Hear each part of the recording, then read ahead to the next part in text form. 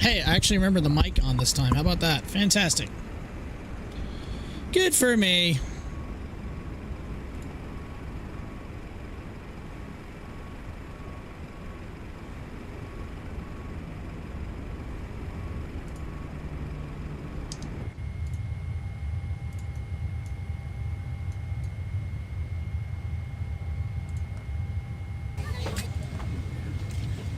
Passengers boarding starting.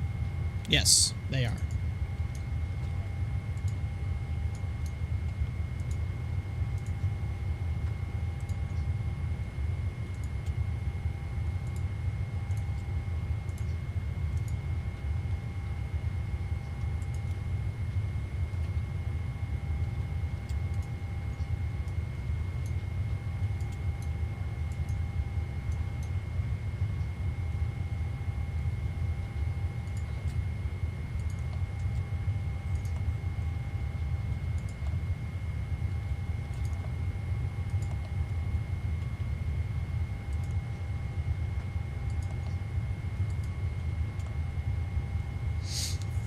Ah.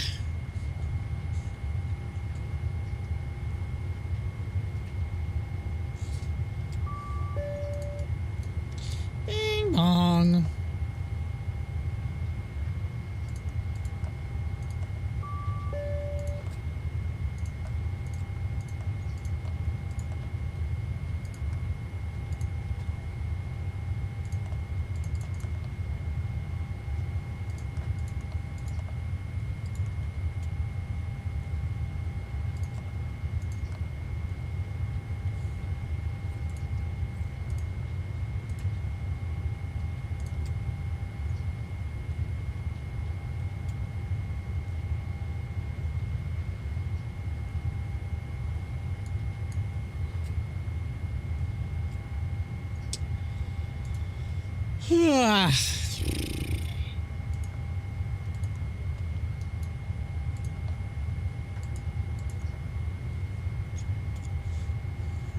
Alright, 07 right via the Dolo 1 Alpha. No transition, no.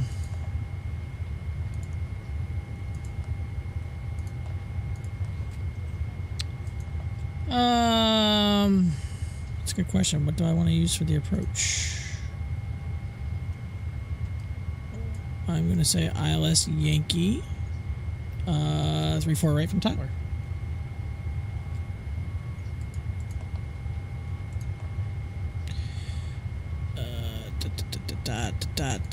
Boom. Tyler. And we're coming by the Rutaze.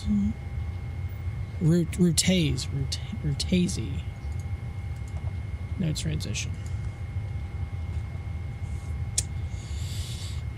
Interesting. All right.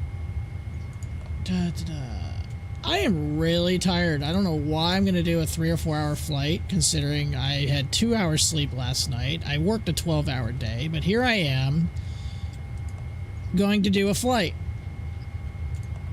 It's crazy. It's blasphemy. I don't know what the hell I'm thinking, but here we are. We're doing it. Screw it. Going to 370. Cost index 106. Very interesting departure. Let's see here. Boom. I need to get the weather here. Hong Kong weather. It is VFR conditions. QNH 1012. I didn't take much. Checklist. Oxygen 100% tested. 100% and tested has been tested. That is complete. Flight instruments. Heading. Good question. What is our heading? Light 074. All right, 074 altimeter. We have that set up, so that's done. Parking brake needs to be set. And parking brake is set. Pre-flight checklist complete. We'll do the before start in a minute.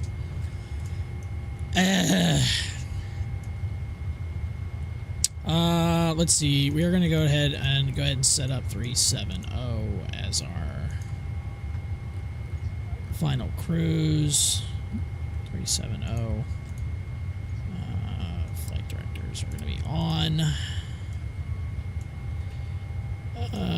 Passenger signs. I hate when the freaking thing does that. To auto. We don't have our V speeds or anything like that stuff yet taken care of yet. No, we do not. Performance tools. Import. We're going to do 07 right. Import from aircraft. Import optimal. We'll do flaps 5 departure. Import weather. Calculate. Do all the maths. All right. Cell temperature is going to be 45. Takeoff 2. Let's see. Menu. Nope, that's not what I want. Indexed. Thrust limits, we're going to do takeoff 2. Cell temperature says 45, so 45. That's in there. Our takeoff. Wind 100 at 14. 100 at 14. Boom. 0 on the slope. Outside temperature reference is 25 degrees Celsius. 25 Celsius. 25 is in. Go back to page 1. We're going to go with flaps 5 departure. CG. Trim's going to be 4.75. V speeds 155, 58, and 62. All right. That's done. Takeoff speeds in there. CDU. Have not done the trim yet. We will do that once we get the APU fired up. Only have 37 tons, 37.1 tons of fuel on board. Not a very long flight, considering I typically do longer flights in the 777. But today we're going to just do... I don't know, I just felt like flying on this airport. It's a cool scenery. I need to see if there's anything online in vatsim right now. Nothing is showing online. I'm terrified if something comes online now.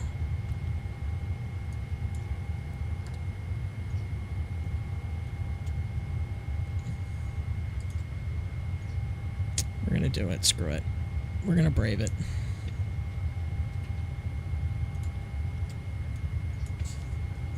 ANA. What am I? 812 is my flight number? Is that what that is? Yeah, ANA 812. JRBM.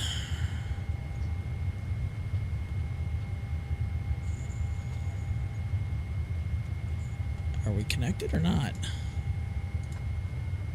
Here it is. All right,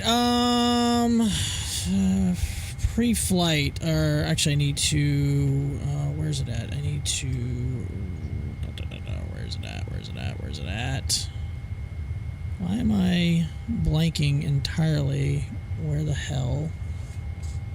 Oh, that's because, oh, I'm stupid, that's why.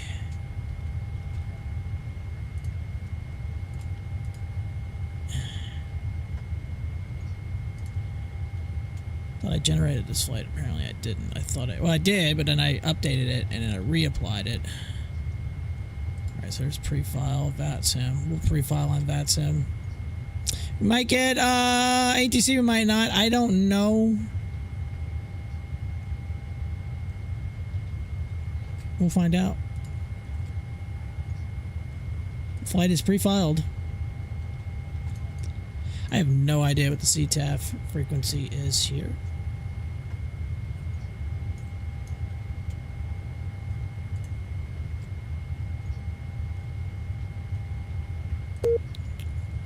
Whoa.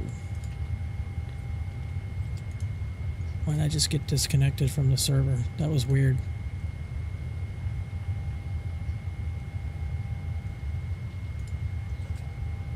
Alright, cool.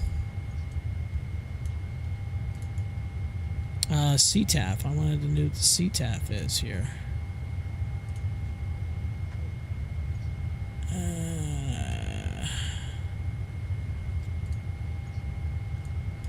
What's the Victor Hotel?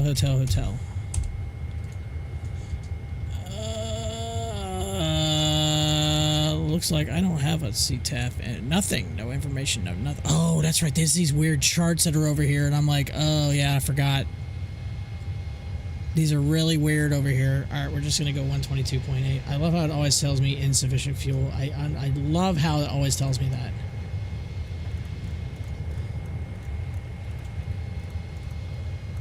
I have no idea the protocols, to tell you the truth, over here. Like, at all.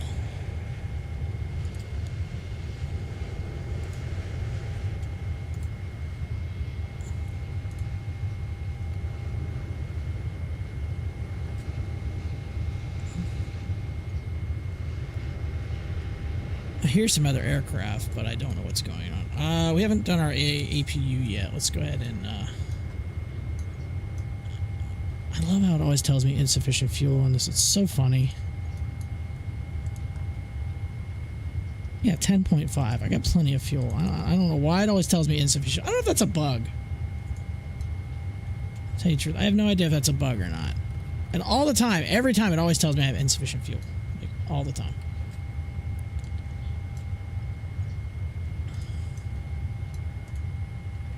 Are we even done loading? I don't know if we are.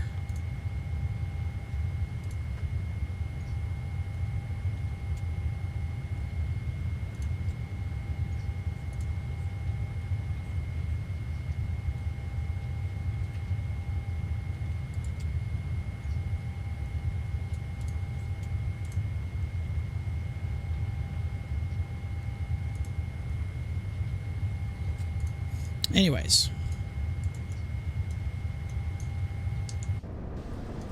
Alright, well, they're done. Oh, they're still loading the plane? Oh, yeah, there's still people coming on board. There's still people coming on board. Actually, no, I don't want to do that yet. I need to start the APU. I have not done that yet. We'll start that now.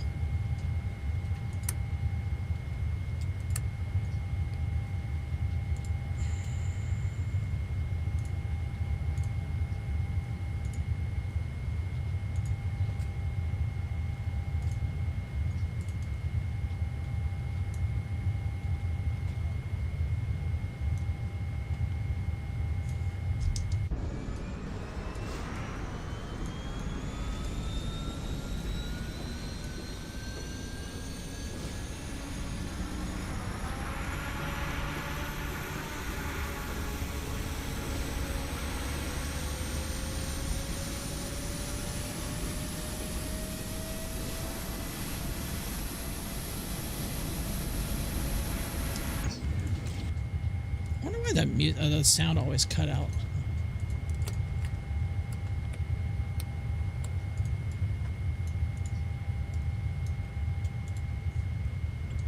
All right, what's our trim? It was 4.5, wasn't it? 4.75. It's 4.5, 4.75. All right, cool. So, all right, trim is set. Taxi, takeoff, briefing. Okay, our beacon is what's next for our before start checklist.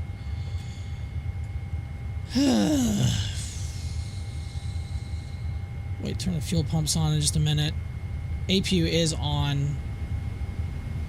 Air now moving. We still got about 80, about 60 something passengers left to board.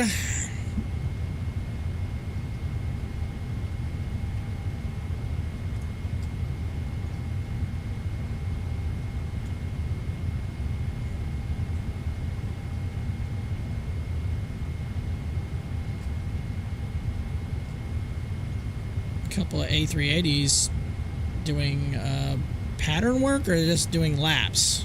The hell? Wow, they took out of Kai-Tak. Tell me that's true. Oh, one guy's doing pattern work and an A380. Okay. That's fun. Another one going to Kai-Tak. Everyone's going to Kai-Tak for some reason. Why not?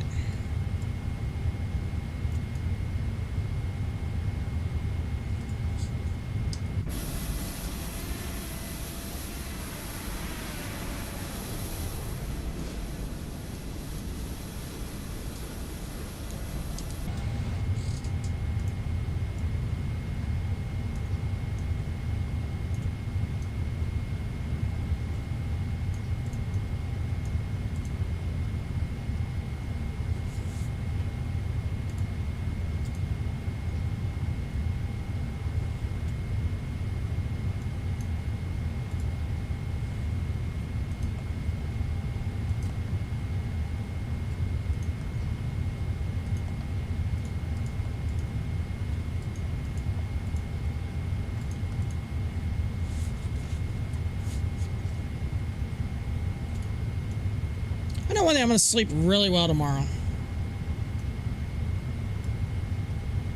All right, everyone's almost on board. All right, we'll go ahead and turn on the fuel pumps. Fuel pumps are on. We'll go ahead and disconnect the secondary power.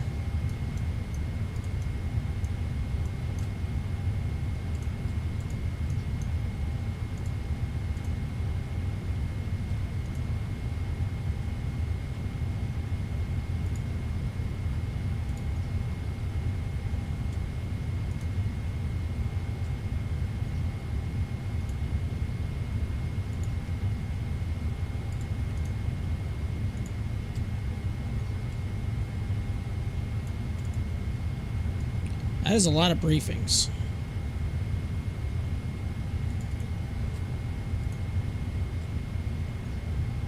All right, we're going to head at 07 right. That'll be our airport for our runway for departure. Are we loaded or not? Literally about to be loaded.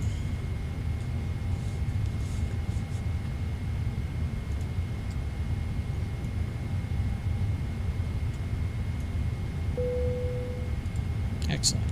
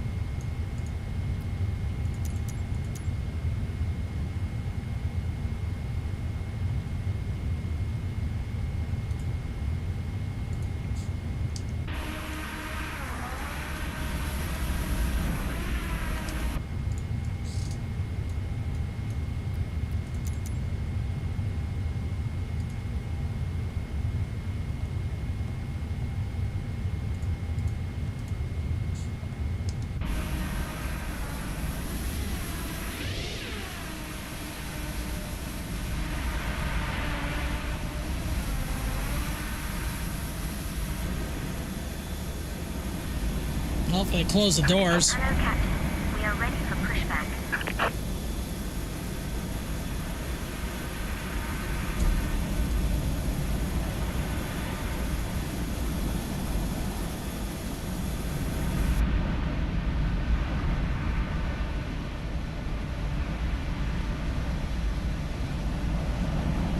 All the doors are still open. Departure check completed. Bypass pin inserted.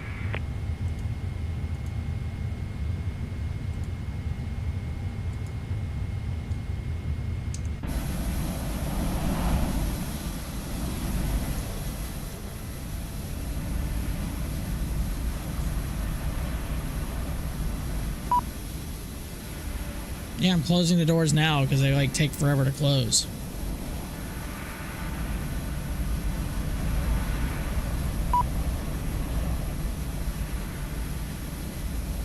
Why are they opening?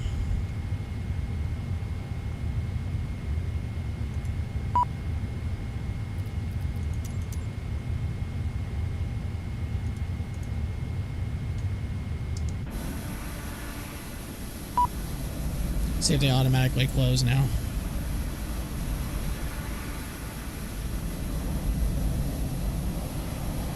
Nope.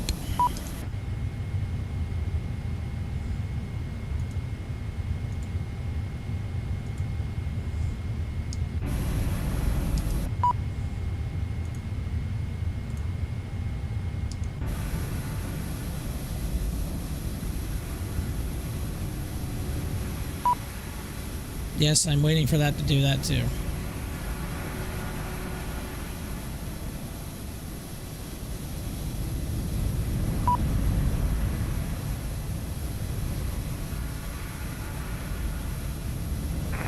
Hong Kong traffic, Malaysian 60 is approaching Chong Chow at 8,000 for the IDS-13. We will report established on final Kai-Tak.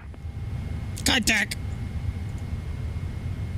I love the fact that Kai-Tak is still like in this. Yeah, there's guys doing pattern work in 7.4s and A380s. That's hilarious to me. I'm kind of at a loss for words for that. Nose is right, tail left. Release parking brakes, please. Commencing push. All engines are clear. Start at will.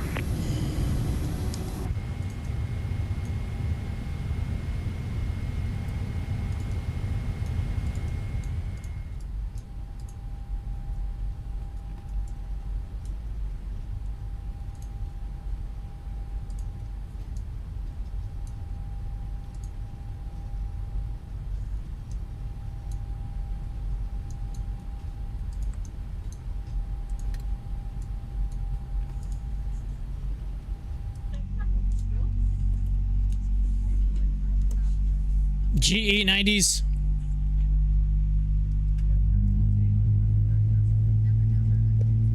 Yeah, there's a guy in a Speedbird A380. He's literally doing pattern work on the net in an A380. Speedbird 1-2 Foxtrot Romeo. Okay. Whatever works, bro.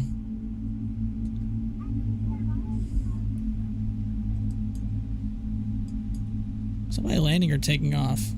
Someone's taking off. There he goes. That's a gorgeous shot.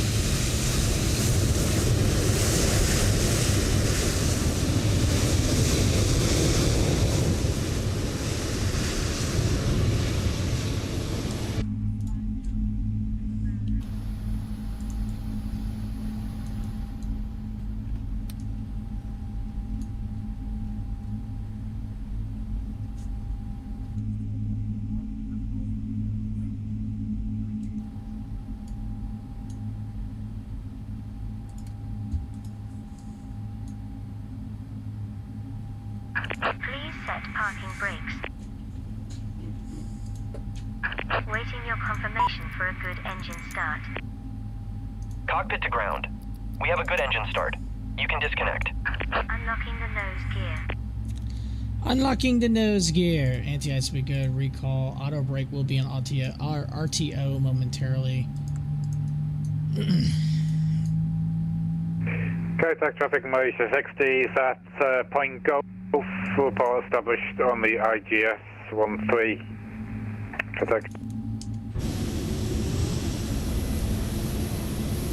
There's a Lufthansa cargo departing, or about to. He's taxiing.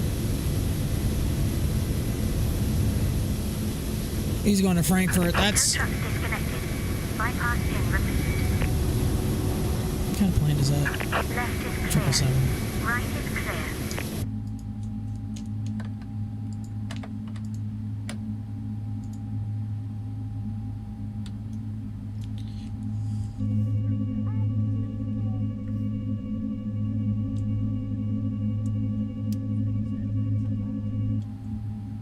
Shows me the bypass pin. That's always a plus.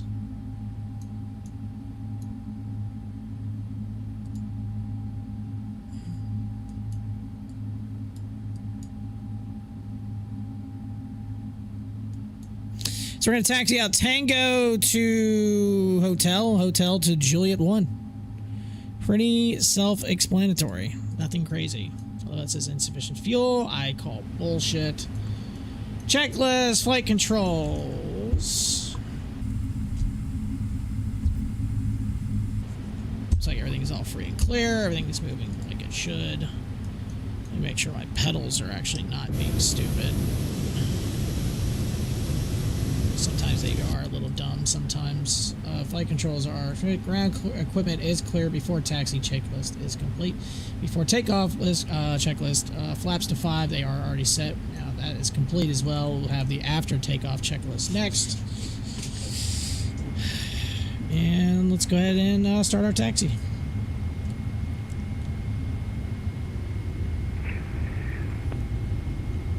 Okay. Traffic Malaysia 60. I think it's flying right over my head. 3 at 12.5 miles. Contact. I'm looking below the ground. That's kind of weird.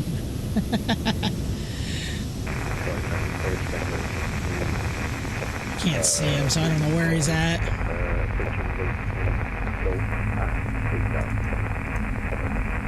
Still don't see him, so I have no idea where he's at.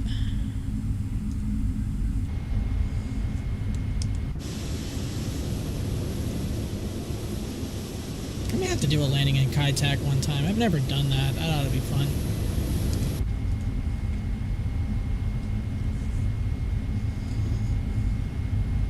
Hong Kong traffic, this is Lufthansa Cargo 8467, landing up on runway 07 right, Hong Kong. Hong Kong. Just be advised, there are 2 aircraft on the IGF into Kai-Tak. You may conflict with.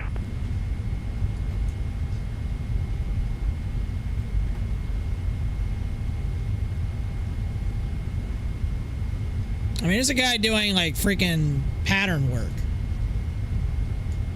So he may not give a shit.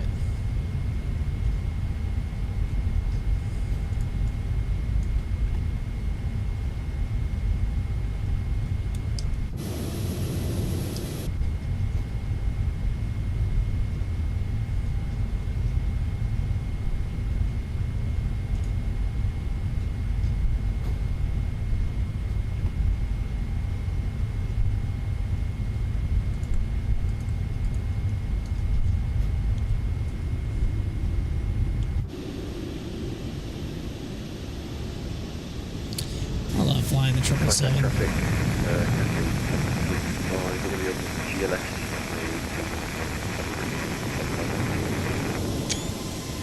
Somebody taking off? Yes, they are.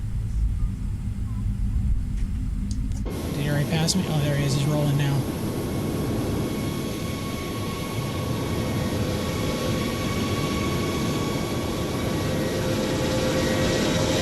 I have the PMDG 777. This is the 300ER, but I also have the 200, and I have the freighter. Tail strike. That's what that looked like.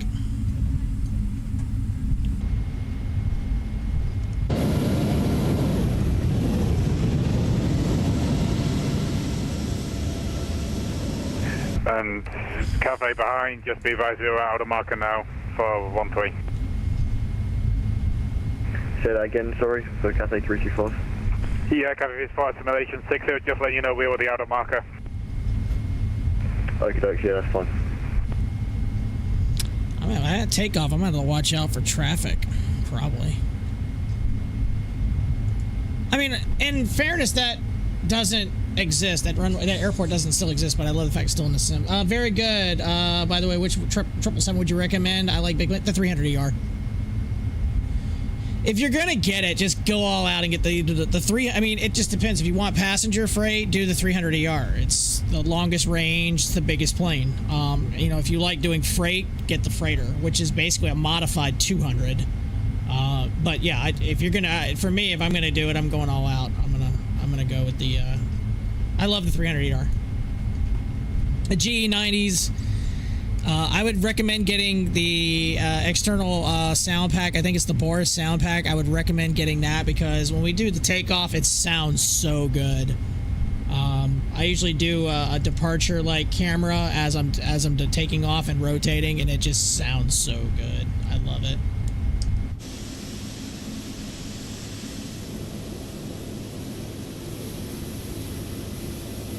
No, the bass isn't terrible, but I mean, the new one, the add-on, it's just better. It just sounds better. It's got a better feel to it. It feels, you feel like you can feel the raw power of these engines. To me, it just sounds good. And if I'm going to do that, I'm like, screw it, I'm going to get it. I mean, it sucks you had to buy something else onto an add-on, but I like it. I don't mind spending money on extra add-ons.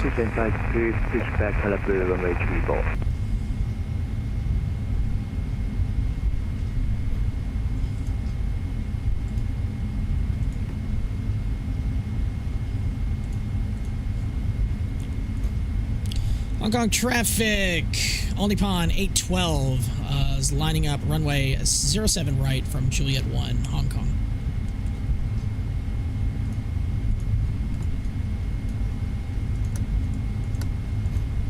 Hong Kong Traffic, this is Lufthansa Cargo 8467, clear of runway 07 right. You've been clear for a while, bro.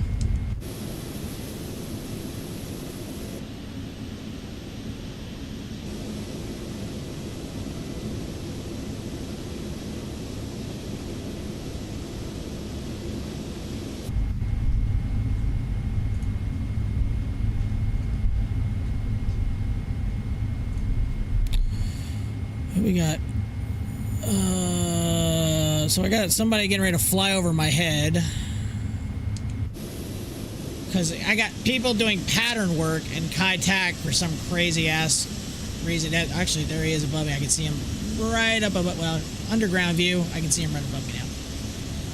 I'll wait till he passes, and then we're gonna go blasting out of here.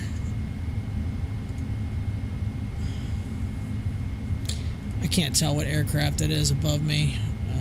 That looks like Cathay Pacific 335. And then again, you got an A380 doing pattern work at Kai Tak, which is just laughable to me. What altitude is he at? He's at 5,000 feet. I should be way below that. Porpa is at 3,000. Yeah, I'll wait till he passes. It looks like he's about to pass overhead, and then we'll start the throttle up. $20 for a sound pack? Nah. To each his own.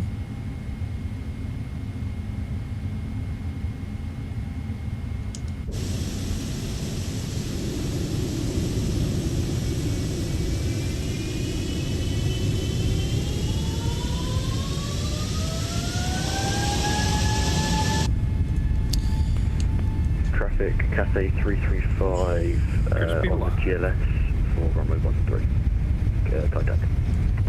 Hong Kong traffic. On the pond. 812 on the roll. Runway 7 right. Hong Kong. And we are already coming up to V1. V1, rotate.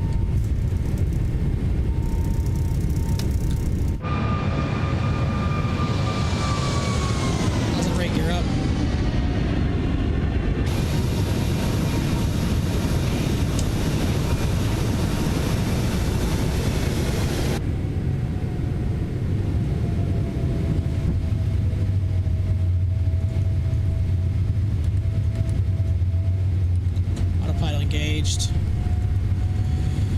Hong Kong traffic, All Nippon. 2355, request taxi. Oh, 2355, taxi by Alpha Charlie 1, Charlie 2, Charlie 3, range people. Oh, I'm on the wrong. Alpha Charlie 1, Charlie 2, Charlie. All Nippon, correction. Hong Kong traffic, All Nippon 812 is clear of 7, right, passing 2,200. Hong Kong. Flaps up. Threw me off because I thought that someone was on my frequency, and I was actually on a different frequency. I didn't ever turn my APU off. I don't need that on anymore.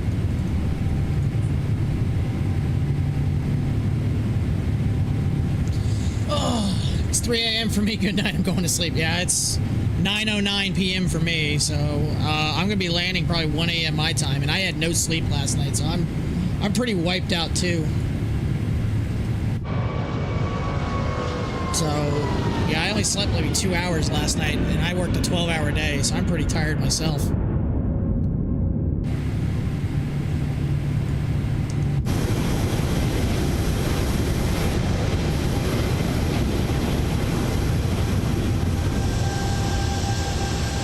There's the 380 behind me.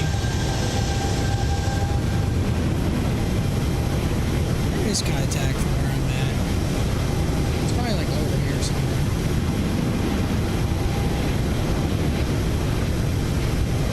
He's way before. Oh, there he is right there. That's cool.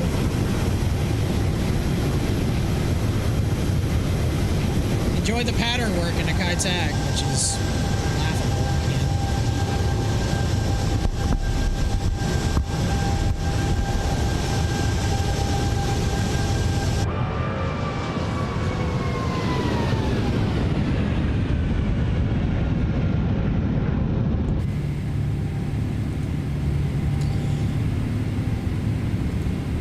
Be off my left wing, but we can't really see it. Actually, there it is right there. There's the airport. There's Kai Tak. Right there.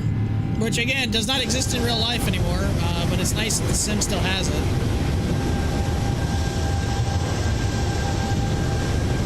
I'm gonna have to do that landing one day, just for the hell of it.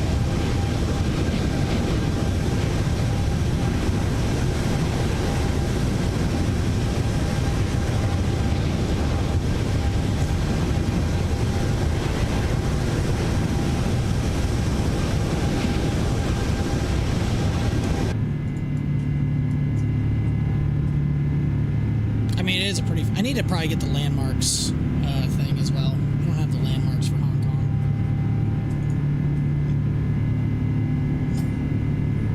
Contact traffic, Cathay 335, short 143, contact.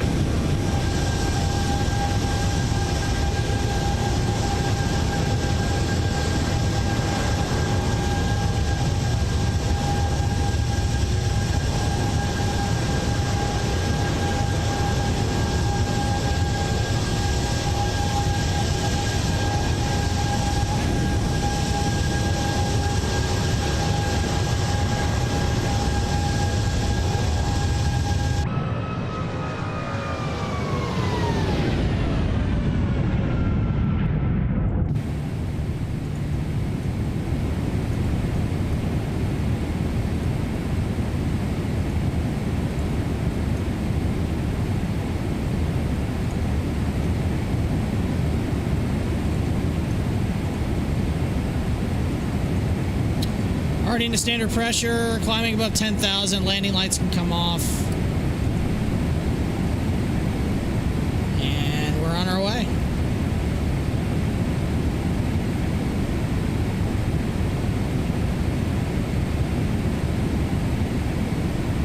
It's a very interesting departure out of that runway. You really... Oh, I forgot to turn my... I always forget to turn that on. Oops. I'm also used to it being automatic.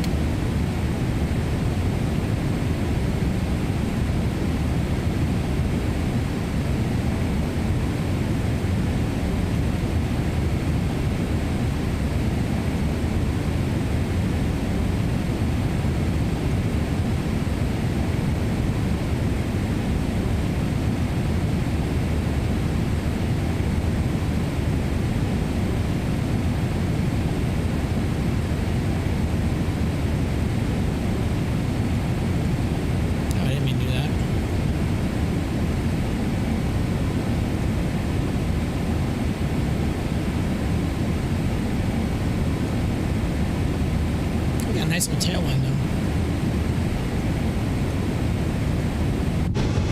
Alright, I'll be right back. I might grab a drink. I'll be right back.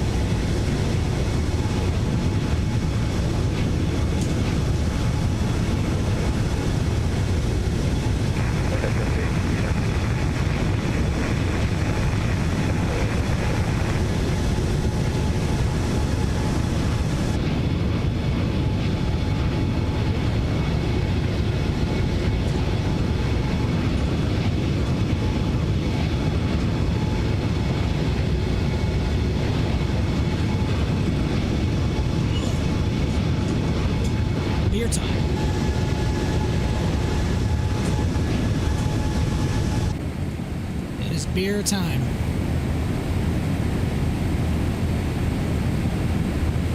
boys.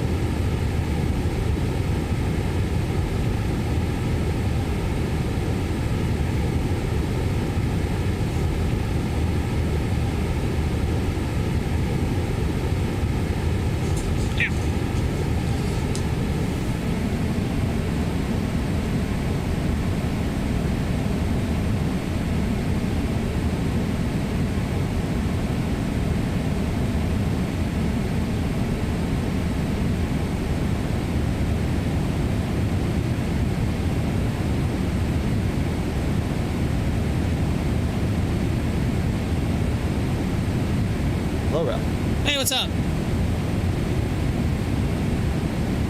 What are y'all up to?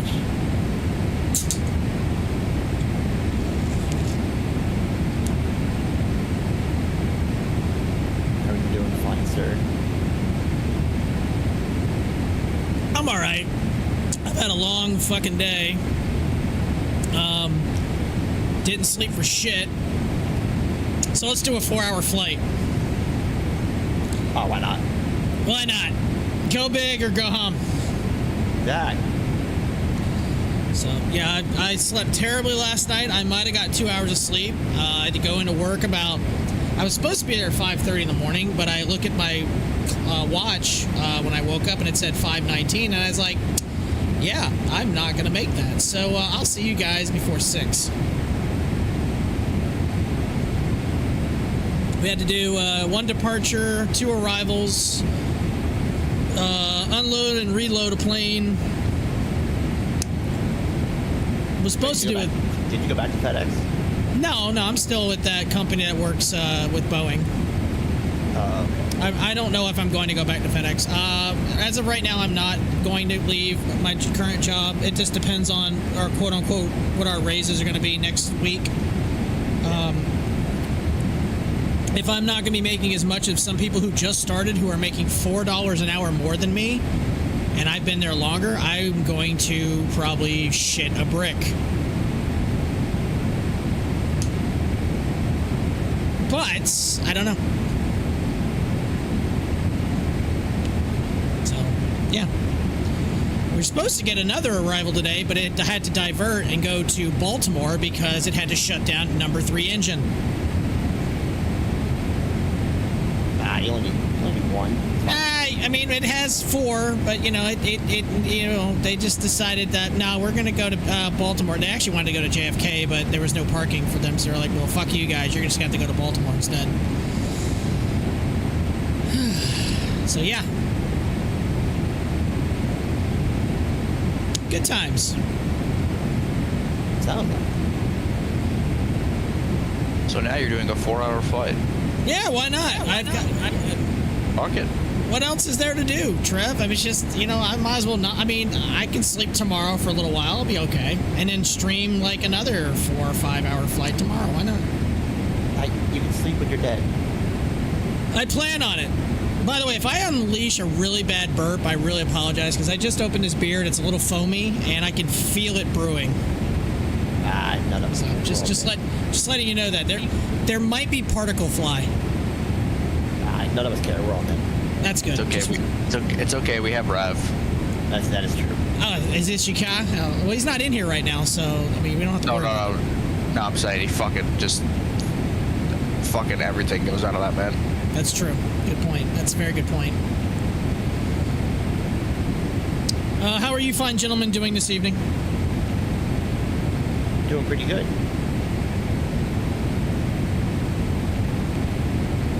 Where are you flying? Are you flying right now too, Brandon? We are not, no. Oh. For some reason, I decided to do Hong Kong to Tokyo Narita. Wow. I don't really know why. I just said, fuck it, I'm going to do it. And when I took off out of Hong Kong, there was an A380 doing pattern work at Kai Tak, so I thought that was pretty realistic. Oh, that's good. Yeah. It's training. It's totally training. It's nothing like flying a flying whale into that airport. I'm sure that turn won't be a problem. I mean, a 7.4 is not a problem, so it'll be okay. Yeah, but the 7.4 actually like has power. That is a good point.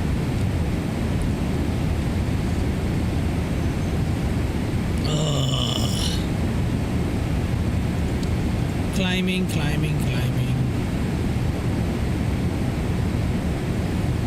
Hey, there's baseball on. I should actually put on some baseball.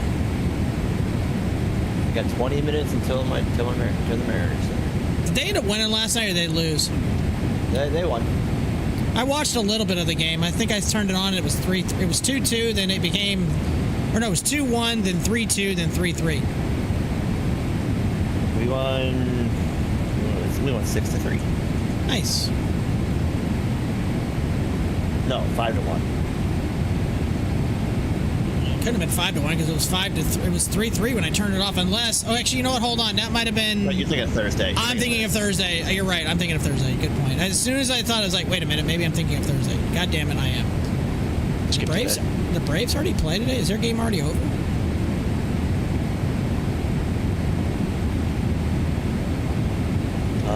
No, it's not. They might not be playing. Oh hell no. They might be playing on. Hold on. Are they playing on like? Shit. Bro, the scheduling pisses me off. We have a 4-game set versus Cleveland on 3 different networks. We started out, opening day was on the RSN. That's fine. All right. Yesterday was that we were the Apple TV night game, and then tonight it's RSN, and then tomorrow it's Peacock. What the fuck? So watch a 4-game set. That's pretty weird. Hey, what's up, Cole? What is it? Is this the new Ralph? What do you mean? Is this the new Ralph? Me drinking beer and doing a stream and going to Japan? Maybe. Oh, I'm glad we found out this year. You said some shit. Dude, like, oh yeah, all of one person's really gonna be offended if you say anything. Hey man, everyone's only one person until certain people get offended. Now it's 2 because I loaded the stream. There you go. All right, I'm gonna turn on the Red Wings game then. I think for some reason I can't get the Braves game on right now. Oh, cool! Detroit's losing. Fantastic. Are they on Apple? They're on Fox. Oh, it's on Fox. That's why, because I was not looking for that channel. All right, I will proceed back to said channel. Direct Fox VOR. I have $30 million for this game. Fox. I'm surprised they're on regular Fox. They're not on like FS1, are they? Is it actually Fox? No, my app said Fox. Huh. Oh wait, yeah. Son of a bitch, you're right. Baseball night in America. Okay, it's the Kansas City Royals and the Atlanta Braves. Nothing says baseball night in America like Royals Braves. Better than the fucking Marlins White Sox, whoever's playing. Anything's better than Marlins anybody. Who was it? Who is it? Hang on. Yeah, Cole, I don't know. I just wanted to fly to Hong Kong. It's like, screw it. I'm going to do it. Marlins Rockies is what it was. Oh, God. Can both teams lose? No. It'll be the only game that ends in a tie all season. Yeah, no, only their fans can lose. What, all 12 of them? By the way, what are your impressions of the new ABS challenge system so far? I came up with a new rule today. Uh-oh. Okay, Brandon has a rule. Wait, hold on. News update. ESPN reporting now from Brandman. If your umpire is known to be an absolute shitter, you should get an extra challenge. Well, I mean, if the game goes extra innings, you'll get no minimum, no less than 3. But yeah, Sir, Sir, we had to watch a CB Buckner game with only 2 challenges. That's pretty bad. How was there ever? How was there? And the Red Sox somehow lost both of theirs by the 2nd inning. That's pretty bad. Wow. The Reds went 5 for 5 on their challenges. The Red Sox somehow lost both of theirs by the 2nd inning. Wow, Michael Harris got picked off at first. Braves are getting shut out. Fantastic. I'm like, how do you lose a challenge with CB Buckner? That is pretty bad. We had an $80,000 55. Boink.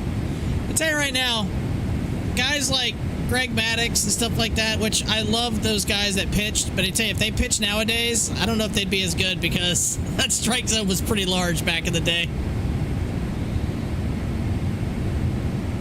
But then again, not every pitcher was throwing 99 to 102.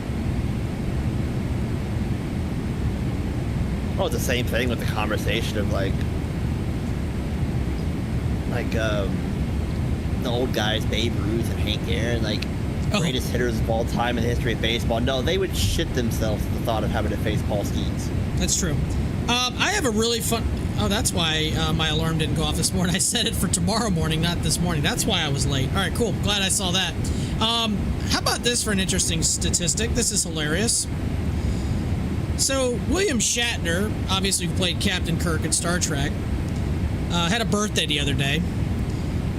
Babe Ruth hit 149 home runs after William Shatner was born.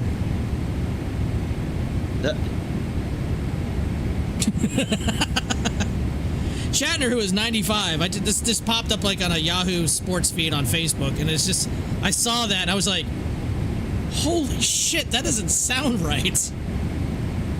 Oh, here's a fun little fact for you. Oh fuck. Yeah. So, the Mariners are the first team in MLB history to not have a single in their first 2 games of the regular season.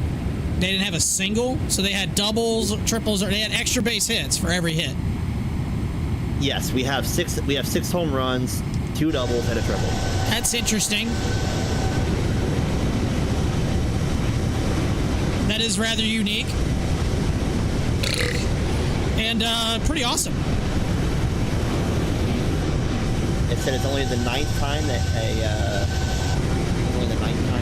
team has done it, period, in the MLB, and the first time that a team did it for the first 2 games. Huh. That is rather interesting. That is some good stat nuggets. I love stat nuggets. Another good meme was he was talking about well, we were in here watching the Mariners, and it was like their 50 years, whatever. And I go, oh God. And I go, listen to this stat. Listen to this stat here about the Red Sox. Oh boy. Fenway Park's opening day, April 20th, 1912, where the Red Sox defeated the New York Highlanders. This historic opener was largely overshadowed of the news by the sinking of the Titanic 5 days earlier. Yep, I knew you were going. As soon as you said that about that Fenway, I was like, this is going to be a Titanic story. Yeah. And Brandon's like, damn, god dang him. Some bitch, that thing's old. No, I started dying laughing just because it was the way he said it too. Because he was just talking normally, and he was like, it was overshadowed by the sinking of the Titanic. Yeah, just sinking of the Titanic. Yeah. There was still room. There was room on that door, Rose. There was room on that door. But yes, that is very funny. Yeah, I've been to Fenway a couple times, and I can confirm that some of those seats I believe are still from 1912. They are. Yep. Yes, I can confirm. Brandon tried to sit in it, and he did not fit because he's too long. The key word was tried. Yeah, it was not. He was indeed too long to fit in those chairs. It was not the most. I wasn't too long. I was just slightly almost too wide. Because every seat there is designed for somebody who is probably like 125 pounds. Maybe, yeah. Soaking wet. I don't know. After they spilled the beer on them. Yeah, exactly. But the only baseball I ever got from an MLB game was from Fenway. Rafael Devers tossed a ball in the stands, and I happened to get it. Nice. Yeah. So I've gotten 3 baseballs from a professional game. I've gotten 2 minor league baseballs and a game from a major league game. I've gotten 2 major league baseballs. I've not gotten a minor league one. I've got a couple college ones. And then my brother has an MLB one. What's ridiculous is the 2 minor league games I went to, because we have a team here in Charleston that they're called the River Dogs. River Dogs, yeah, they're single A. I think they're low A, something like that. Both times I've got a foul ball from that ballpark. It is from the craziest place in the stadium. I literally sat in the first row behind home plate. The ball ricocheted off the press box behind me and came back to me. And one time I stood up right as it came back to me and one-handed it while standing up. And everyone's like giving me the standing O. And I'm like kind of hemming it up like, let's go, bitches. I want to hear it. Let's go. That was a good catch. You know it was a good catch. Let's go. Oh, Ralph, you need to see the save. Well, you need to see a couple things. All right, there's a couple things from our Sebring race today that you must witness. I love this seamless transition.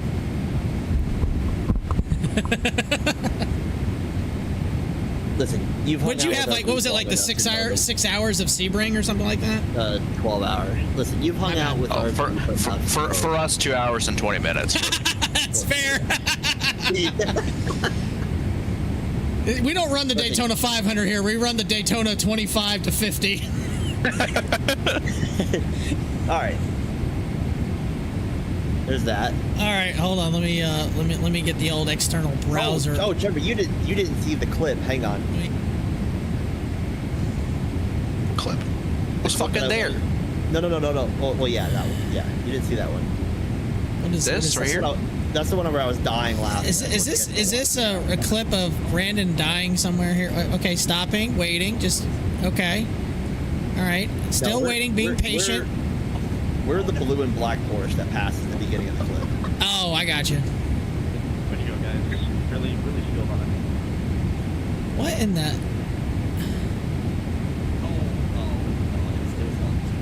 That's all it was. Just spin around. Oh no! We still waited that guy. You know, every time you post, every time I see clips from Brandon on iRacing, it just reminds me of like why I don't do it. No, hang on. So this same Corvette, by the way, not 5 laps prior, wrecked himself. He was actually racing with Trevor. Yeah.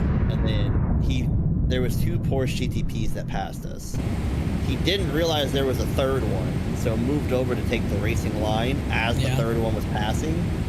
Doored him, and then the Corvette went face first into the concrete, going down that same circle. That's always fun.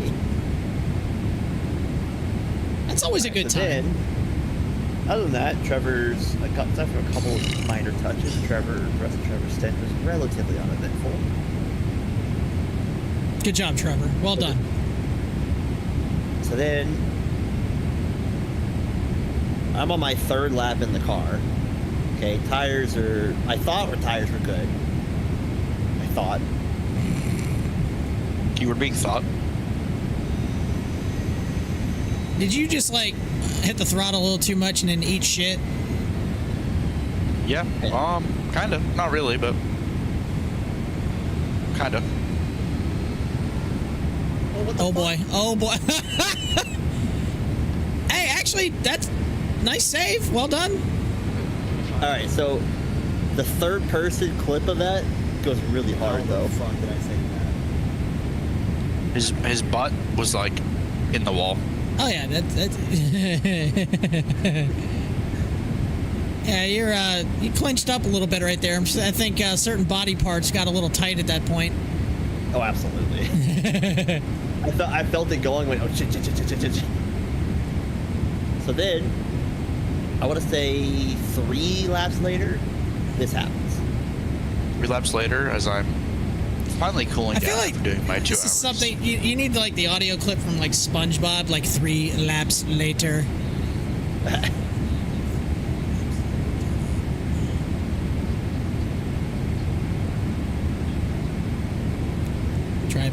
Driving.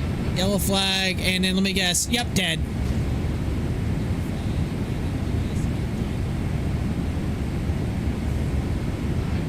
I feel like that happens way more than it ever should. And you got to pay for repairs. That guy's getting a unsafe rejoin code. They did actually add that to the sporting code, so you can actually protest for unsafe rejoins now. Yeah, that's good. That sucks when shit like that happens. So we watch it back. He gets turned by another GT3. Yeah. And then he gets turned again, hit again by a GTP. So he's kind of just sitting pretty much on the back end of the apex, spun the wrong way. So he backs up, puts his rears in the grass, and just sits there for a second, trying to like shift back into first, I guess. Yeah. He's perfectly fine where he's at. And then as you see me coming into frame around the blind corner, he gasses it up and brings it across the track. It's always a good time. Builds character, makes you feel nice and happy. Yeah, and that was the end of the race. So the Sebring 205 ended pretty early for you, so. Yeah. That sucks. It's all right. It was fun. I did something pretty funny the other night. I was streaming, just kind of hanging out. Got done streaming. Go to realize I never unmuted my mic the entire night. I've done that. You were just talking muted for the whole time? Talking, muting, just hanging out. I was just performing in mime. That's what I was doing. Excellent. Actually, the ones that I've done, where when I do software updates, it'll change my. Like how your audio. It'll change my audio. Yeah, I've had that happen. And it usually defaults to my VR for some reason. I don't know why. Mine always goes to like a monitor, which doesn't have an audio plug. Well, it used to go to my webcam, but now that I have my VR, it goes to my VR by default. After that, so there's been a couple times I have streams or whatever, and then I'll go back to make clips, and there's just no audio whatsoever. I'm like, huh? And I look at my Streamlabs and test my audio, and sure enough, there's nothing there. I'm like, well, one of you guys couldn't have said something like. Well, here's the funny thing about that. That tells you no one was watching because nobody said a word. Right. Well, like most of the people that watch my streams are in Discord with me, so they watch it on mute, so they don't hear themselves twice. That's true.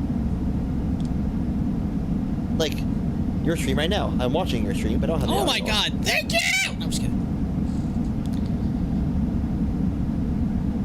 Right now, I'm watching this Braves game, and I'm not happy. We're getting shut out by the Royals, which is depressing. Hello, I'm here.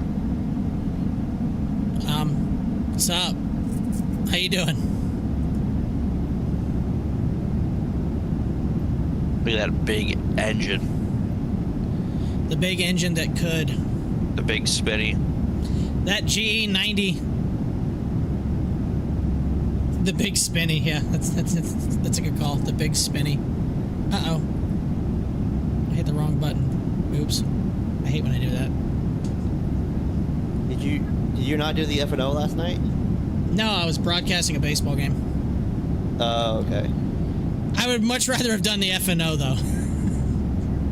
That was one of those boring games? Oh, yeah. It's a team that hasn't won a game probably in like 4 years that we were playing. Oh, Jesus. Yeah, and we used our backups, and we were up 14-0 after 2, so... Hang on. I have a score for you. Hang on. Oh, is it? Tell me something like 50-something to like 2 or some absurd shit like that. Hang on. So, high school baseball, District 12 6A, Temple versus Colleen, which is like the next county south of me. Yeah. A fantastic win for our Wildcats. Okay. Final in 5 innings, 41-1. See, that couldn't happen here because once you get past the 3rd inning, if the game is out of over 15 runs difference, the game's over. So that used to happen, but they made a rule where that would go away. Yeah, so the team that scored 41 was the away team. So I don't know. Same thing applies here. But for that, what happens typically in a mercy rule situation? The team that is losing has to bat minimum 5 times, in most states. Here it's changed. If it's like, say like it's 12 runs and you're after the third inning, you still continue because it goes 10 after 5 or 15 after 3. That's how that works here in South Carolina. Yeah. Well, so I was confused. So they must have scored all the runs to the 4th and 5th, because I remember my actual school, we just run rolled the school in 3 innings because it was like 21-0 or something like that in 3. Yeah. So hey, the Braves are finally trying to do something. Must have scored all their runs like in the 4th or 5th, but at least here the home team, if it's the away team doing the run roll, the home team has to have an at bat. Oh yeah, get themselves out of it. Yeah, they have to. Same here. Like if we were the visiting team and we were up 15-0 after 3, the home team would still get their third at bat. They still have to bat. Yeah. I mean, and here, if the home team is up by that many runs, you actually can end the game, dude. Like the home team can only bat twice, because if it's 15 after 3, like I said, you could be in the top of the third, and that's the 50. That's it. So I was hoping that was going to happen last night, but it didn't, because our coach was not trying to run up the score, and I was like, hey, run it up just enough so we can get out of here a little earlier. Hey, Serious Flyer, what's going on? Who that? That's you, isn't it, Trevor? Yeah.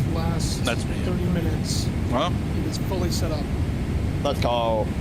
I couldn't get the profiles to work, so I was had to manually do all the binds. But luckily, the Phoenix has a page that gives you all the key binds to set up. I do like the Phoenix.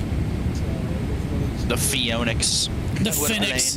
President come preloaded with the profile. Yeah, it does, but it didn't. I have 4 drives in the computer. 3 of them I use. One of them, I have a 4 terabyte I use for all my games, which is in my main drive. So it didn't want to recognize where my 2024 was. So they do it, and I go into like the packages and the app data and all that bullshit, and just it wouldn't work. So I just didn't. At least finally it works. What the hell is this idiot hitting? Oh, is this Yastrzemski?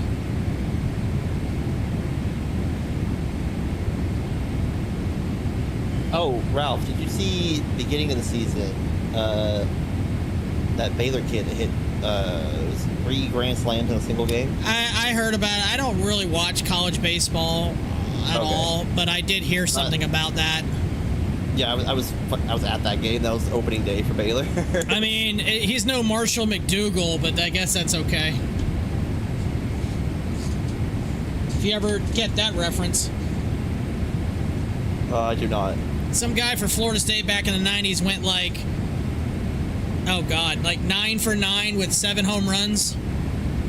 No. Hold on. I think this is only the second time in history that in NCAA history that someone went 3 grand slams. The first one was like in the 70s. The Marshall McDougal game. Let's see, 7 for 7 with 6 home runs and 16 RBIs. Jesus. In Florida State's 26-2 win, I believe, over Virginia. Now, those are with bats that had like nuclear, like titanium alloys, and they were Chernobyl hot, so you could literally bunt one and then send it to Georgia.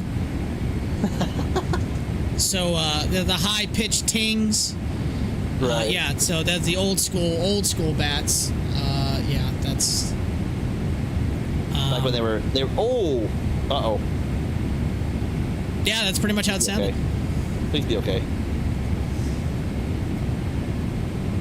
Crash test dummy. All right.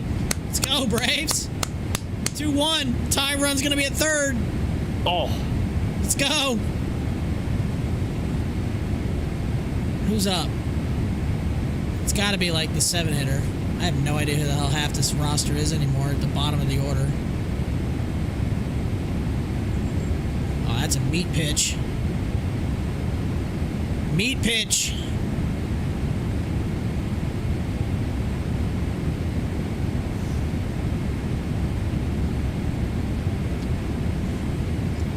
Now just stay out of the double play and we'll be okay. Who's hitting? Is it Albies?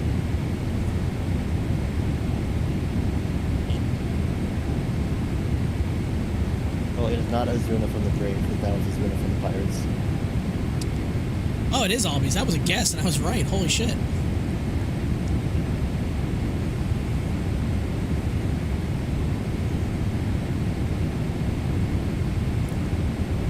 I am glad that baseball season's back. My wife hates when baseball season's back because it just means the NHL season's almost over. But she was actually at an NHL game today in Raleigh. My broke, depraved ass stayed home.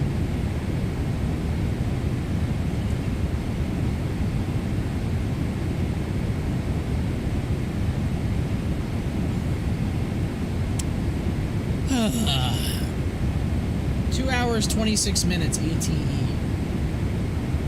I have a hellacious tailwind though, which is nice.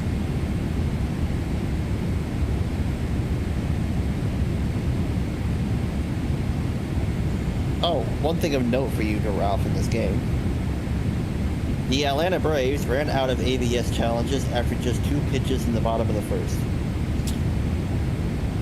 All right. Let me guess, batter challenges. Are you the home team? Yeah. So, yes. It has on the box score who made the challenges. I'm gonna guess. I'm gonna go ahead and go out on a limb. Acuna did one. Well, yeah, both of them would be Acuna. You said 3 was within how many? The Atlanta Braves ran out of ABS challenges after just 2 pitches in the bottom of the first. Oh yeah, so both to Acuna. Nice job, Acuna. Way to blow through those. My personal thing is, if I was a manager, I would tell these guys, listen, I wouldn't even start thinking of using those. Oh my God, the Braves are going to tie it off a ball that hit off the pitcher. Yes. Infield single for Harris, which was a break because it probably would have been a double play to end the game. Back to said point, I would probably tell my players, listen, you better be 100% damn well sure if you challenge before probably the 6th or 7th inning, I don't want to hear it. You better be damn well 100% right. Well, Trevor today with CB Buckner lost both of his by the 4th. We lost both of ours yesterday. We used one in the 4th, one in the 5th. I feel like with CB Buckner, we should just go to the automated strike zone for every pitch. That way he wouldn't even have to make a decision. He's still fucking up like he did Trevor. Then he did a check swing call and didn't check it with any of the other fucking. And then it turns out Story didn't go. It was terrible. I remember a couple years ago when Angel Hernandez was still around that I think it was a Giants game. I can't remember who was playing. Anyways, the pitch comes inside and it hits the batter in the hand. Now he did a flinch, just a little flinch on a swing. I wouldn't even call it a check swing. It was like a flinch.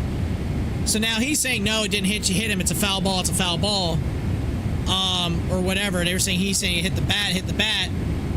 And so they were probably going to challenge it, but then right before they were going to challenge it, he comes back and says, no, you can't challenge it. What? And they're like, why? He says, because I have him on a swing. And even one of the other umpires goes, you have a swing? Like, yeah, I have a swing. Okay. Yeah. I remember the John Boy breakdown for that one. Well, we got a challenge here. ABS challenge because Pablo's Sandoval, not Sandoval, who's the catcher for the Royals? I can't remember his name. He's been around forever. Please tell me it's a ball. Shit, it's a strike. God damn it. That'll be Perez.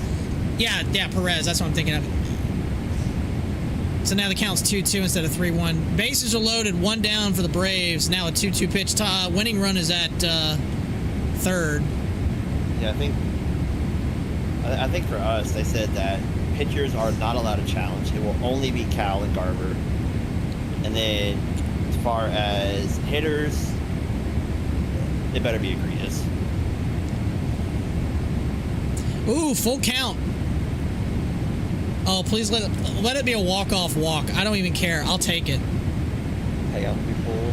I don't care. I'll take the win no matter what. I'll take 3 runs in the bottom of the 9th. This is the 8-hitter. This is Smith, whoever the hell this guy is. Here's the pitch. Goodbye. Ball game. That might be a slam. Doesn't matter. Is it a slam? Grand slam. Ball game. Yeah, I turned on my MLB TV just in time to see the guy with the puck on his head hugging everybody. It says final. Let's go. Let's go. Not very often you see a walk-off and the final score is 6-2. Yeah, I don't want to spoil it for you, though. No, I'm glad. I appreciate that. I was watching it live. Thank you very much. That's why a lot of times I don't like to go to MLB or the app or something like that.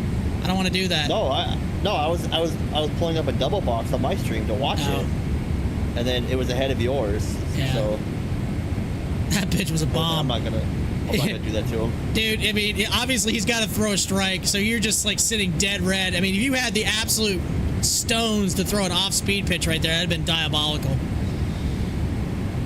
I would have. When I pitched, I didn't go above high school, but I didn't throw very hard, but I guarantee you it was a full count. Curveball was coming. I would not throw a fastball. I pissed off so many batters, strike out doing that way, and you're like, God damn it, like, nope, here comes the deuce. Because I had one of those Barry Zito breaking balls as a lefty. I have to try to go to a Braves game I this was a year. lefty too, but I can never get my two-seam to do a natural break slider. The only time I threw a two-seam would be a fastball in, and I really didn't like throwing a two-seam because I didn't throw very hard anyway. I mean, I could maybe break 80. I was probably throwing 78 to 81. But a lefty's two-seam is supposed to have a natural break like a slider. No, well, for a right, you mean as a right-hander throw? It's supposed to go down. It's supposed to go away to a righty and in on a lefty. That's how a two-seamer is supposed to work. It's not a slider. I just remember my dad telling me when I was little that like if you do a two-seam right as a left-handed pitcher, it should have a break almost like a slider. Yeah. Unless you're trying to throw some kind of like cutter, but no. I mean, it just depends, I guess, on how you're going to grip it. For me, I just gripped it on the seams, right on the seams, and it had a little bit of a run in on a lefty and away on a righty. So I would not throw it inside. I would only throw it inside the lefties to try to jam them. Wow, I love it. Turn the Braves game when we score 6 in the 9th. Love it. I didn't throw very hard either, and my arm. I tried working on like a curveball, but my arm slot made a curveball so difficult for me. It's kind of funny how I learned how to throw a curveball. I didn't really know how to throw one until I worked with a guy one time, and he pulled me aside. We took a football. We threw a football together for like 10 minutes, and he said, now throw your breaking ball just like you throw a football.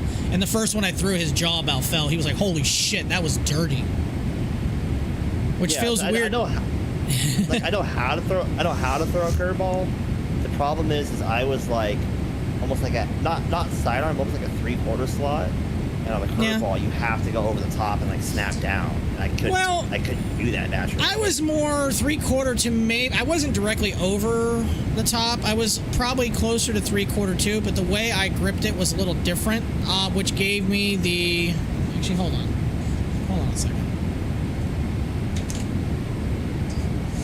I was like, I think my arm slot. You seen like Luis Castillo pitch? We're gonna get to the interesting part of the stream where we get a baseball out and we start talking grips. So I remember, like Luis Castillo pitches that kind of like low arm, not full sidearm though. Yeah. So I was like at that ballpark. Obviously, some people tell you to grip curveball like on the seams, like this. Or, here, this is a two-seam fastball. This is a four-seamer. Here's your circle change, which I gripped on the seams, made the circle, whatever. For me, some people were telling me to grip a curveball on the seams like this, but I never could get the break. So what I did was I would take my thumb on the like rounded part of the seams. I would put my thumb there, then my other two fingers on the opposite seams. So I was holding it like this. So when I released it, now I was 3/4, so I was up to here, and I would just snap it. But the seams, as you can see, are already kind of at about a 45-degree angle. That's how I could get that tumble.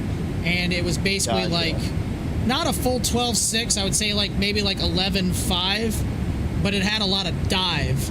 And it would just basically fall off the table, as it would say. So I tried different grips, and that grip always worked best for me. So now I could.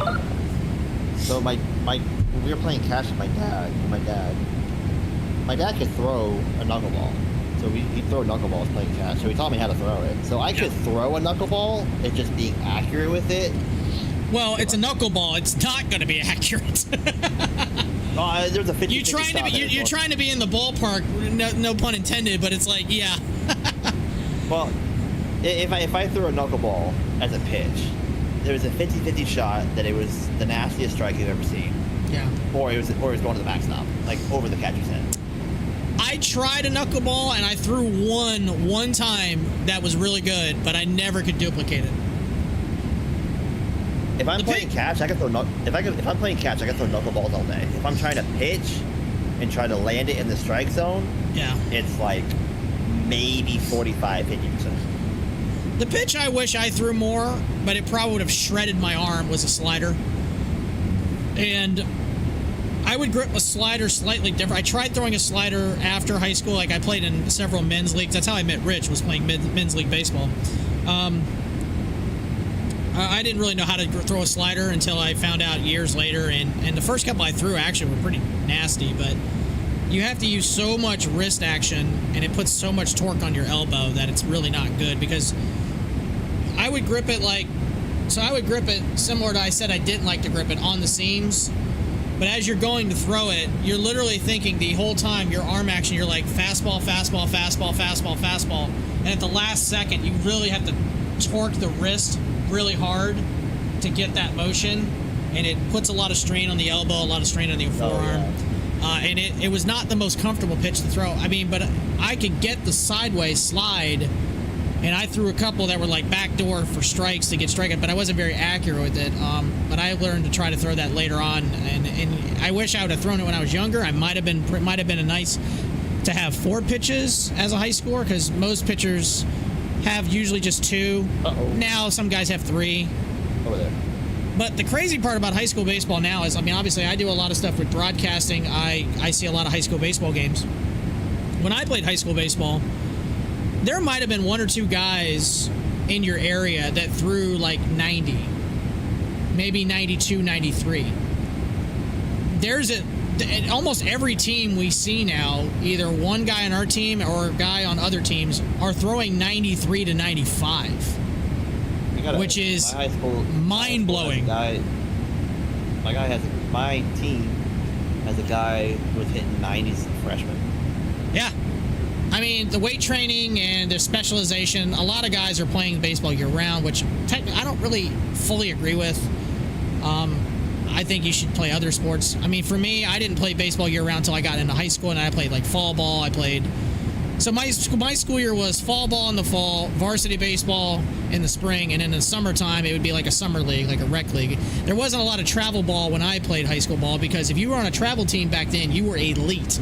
Now anybody who has money can get on a travel ball team. It's like, well, I'm on a travel team. Yeah, you're batting 205. I don't want to hear it.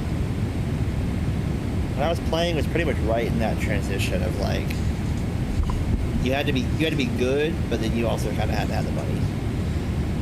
I remember when I coached JV baseball for a little while, I had a kid. This kid probably had one of the best physical builds I ever seen for a baseball player, but he could not hit for shit. It was a shame, because it was a waste of his, like, ability, like his physical talents and physical, but it was just, he couldn't hit for shit. And I remember talking to him one time about, like, this is on a JV level, which is like, AAA for high school. You're not on varsity, you're on JV. And I asked him, I was like, trying to, like, talk to him about it. He goes, well, I was batting like 400 on my travel ball team. And I'm like, but you're batting 205 here on JV. Like, does that tell you the competition you're facing over there to over here? I mean, it's like, I'm trying to help you out, but it's like, everything he's like, I tried to help him out with hitting. It was almost like he would just ignore it. He's like, well, I was doing better at this level. I'm like, well, you were probably facing guys that sucked. Aaron Judge would probably do better in AAA than he would in Major League Baseball. Boy, yeah, Judge, the old 4-strike, the old golden sombrero in Game 1. I can't say shit. Fucking Julio, Cal, and Taylor don't have hits.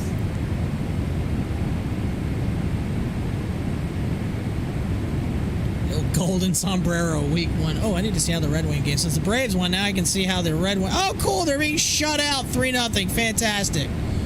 All right, they're gonna come back. Yeah, okay. Actually, their game might be over now. I love it. For a while, the Red Wings were leading the entire conference, the whole East, and then now have completely shit the bed and have fallen off the planet. Yeah, that kid that we have in my high school that was hitting 90s as a freshman, he's a junior now, but his just to save him injury, his dad got him on a hard pitch count. Well, part of the problem is a lot of these pitchers, especially when they're young, they're taught to like everything is throw it as hard as you can, like every bit of your energy, just fire it. Great pitchers, like even back in the day, it could throw harder, but they didn't because they saved their arms. Every pitch today now is max effort, or if not more, and that's why I think you're leading to so many Tommy John surgeries, so many arm injuries, guys who can't go deep into ball games anymore. I don't know. Well, it's like, going along with that, you look at someone like Felix Hernandez, kind of the first Hall of Fame candidate in this kind of modern era of pitchers, new generation of pitchers. Well, he was a hard thrower when he first came up, wasn't he? He was a hard thrower, but then he started to lose his ability. Then he learned how to actually pitch after that. Well, not only was he a hard thrower, but the Mariners worked him to death. He was 200 innings in his prime. He was 200 innings across 6 years. Yeah. And so his decline was just immediate because he just got so worked. But the good thing about that is, like I said, since he lost his ability on his fastball, he, like you said, he actually became a better pitcher because he actually had to learn how to pitch. There's a difference between being a pitcher and being a thrower. His slider was stupid. Yeah, his slider was pretty stupid. If he doesn't get in the Hall, then nobody. How many wins did he finish with? That's the big holdup, is that he's on the fucking Mariners.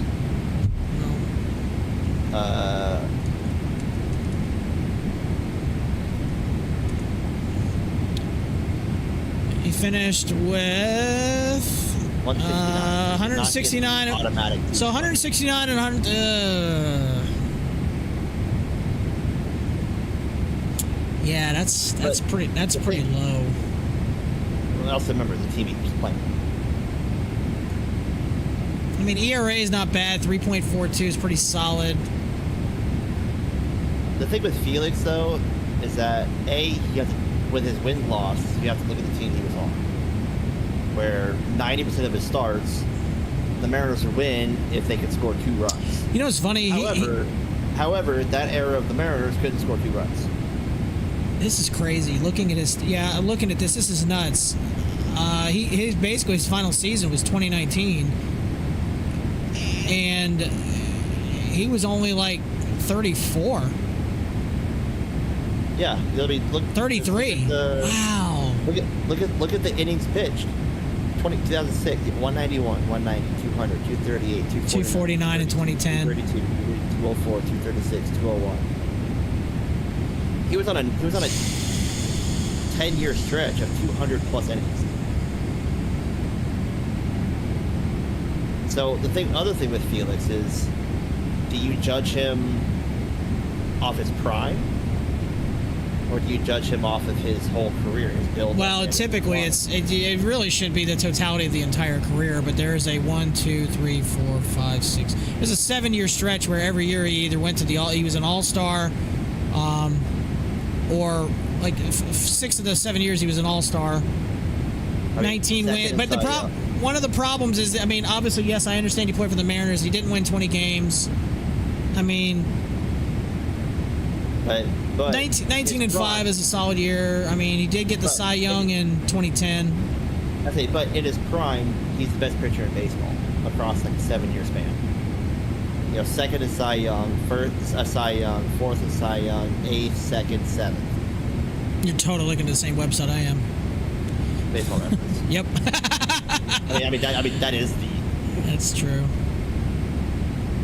Yeah, that's a tough one. That's a tough one for me, because the problem is, if he had 200 wins, I would say probably 100% sure, but only 169. But the problem is that right after Felix, and kind of during Felix, is we started getting into the era of pitchers that aren't going very deep in games. They're not getting the, they're going a little bit longer in their prime.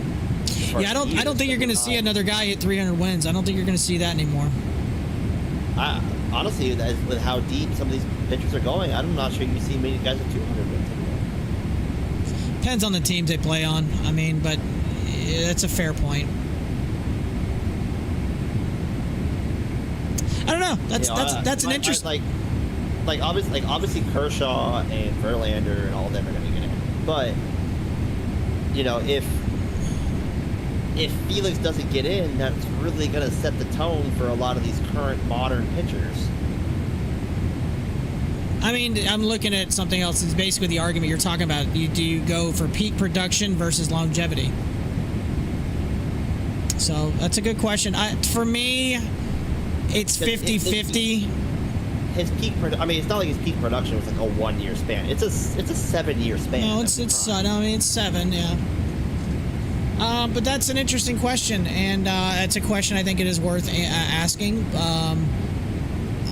But unfortunately, I think for me, I just think I tend to like guys. I mean, I don't know. It's tough. I think it's like a case-by-case thing. For him, I wouldn't probably necessarily have a problem with him making the Hall of Fame. It would definitely be a precedent for a guy with that few wins probably getting in. But yeah, that's an interesting question. That's a very interesting question, and I mean, he's eligible for what? He's eligible now still for a few more years. So yeah, he just did his second. They just voted for his second year. Yeah. And I hate wins losses as a pitcher because it's so dependent on who you play for. It is. I mean, sometimes but then again, wins and losses back in the day, like guys went deep into games. I mean, if some of these pitchers would actually value like trying to,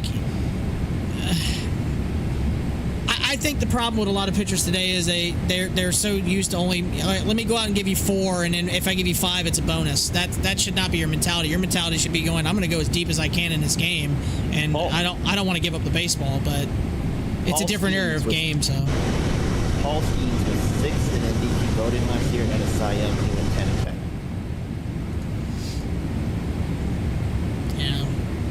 10-10. Yeah. A quality start for a pitcher is 6 innings of 3 runs or less. Yeah. If you're on a team that physically can't score 3 runs a game, like the Pirates now, like the Mariners back then, it makes it so difficult for these pitchers to get these wins. If a guy finishes the season 5-19, but he has a 1.3 ERA, I'm sorry, I'm giving him the Cy Young just by his ERA alone, and an opponent's batting average is probably going to be very low. So wins and losses is not the whole thing, but right. So if we don't hold wins and losses against the pitcher for Cy Young, why are we holding against him for Hall of Fame?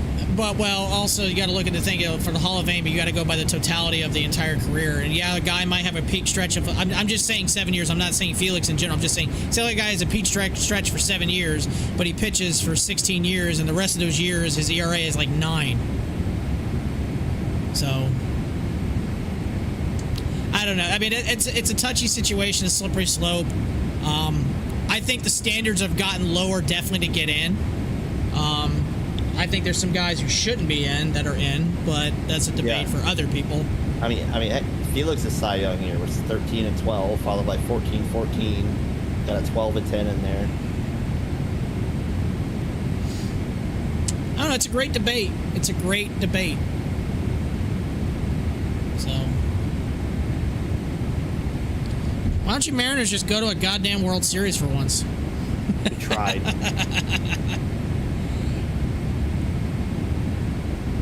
That's another argument, not just with Mariners, but with everybody. It's like, oh, I never won a World. Like Mike Trout never won a World Series.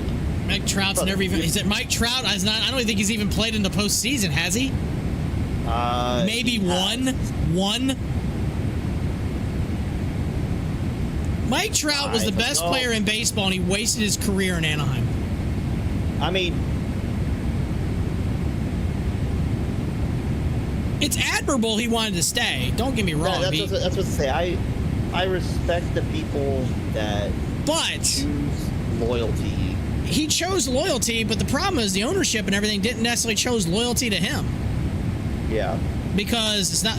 They coughed up a bunch of They basically used him as a cash cow. Hey, come out and see him. Come out and see him. Don't worry about the rest of the team. Just come see Trout. And then he gets hurt a lot, which you can't really do anything about that. So Trout, not saying I want him to be in Yankee Stadium or something like that, but I mean, at least he's not a Dodger. Well, going back to the same thing with Felix. Felix had the same thing. You know, his contract was up in the middle of his prime. Mariners were terrible, and he chose to stay. Well, those decisions they ended up going with. So I mean, I don't know. Like I said, we can debate all these left and right. I think wins and losses still matter, but also the ERA and like opponent's batting average and some of the other statistics. And I don't fully buy into all the sabermetric stuff. I'll buy into some of them, but not every single one of them. No, I'm not looking at like XFIP and all that stuff. No. Oh, I have no idea what the hell you just talked. Did you just curse at me? I think you just cursed at me. That sounded racist. I think you said something very hostile, and I am not. I am very upset at you now. Oh my god! I still love one of my favorite clips. This one dude we were talking. I was playing out of the park baseball like 25, and he goes, "The Mets are the greatest champions of all time." And I basically said, "Okay, now you need to be drug tested. I'm really worried about what you're saying right now." No, I think I saw a thing. It wasn't this postseason run. It was when we made it like 22. That I think it was Julio Rodriguez had more postseason hits after that postseason than Mike Trout.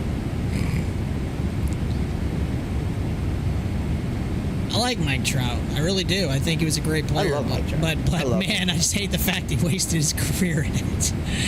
I mean, again, it's admirable. Don't get me wrong. It's admirable, but going back to my initial point, I hate the people that say, "Oh, you never won a World Series." Like your best. Ken Griffey Jr. never went to a World Series either.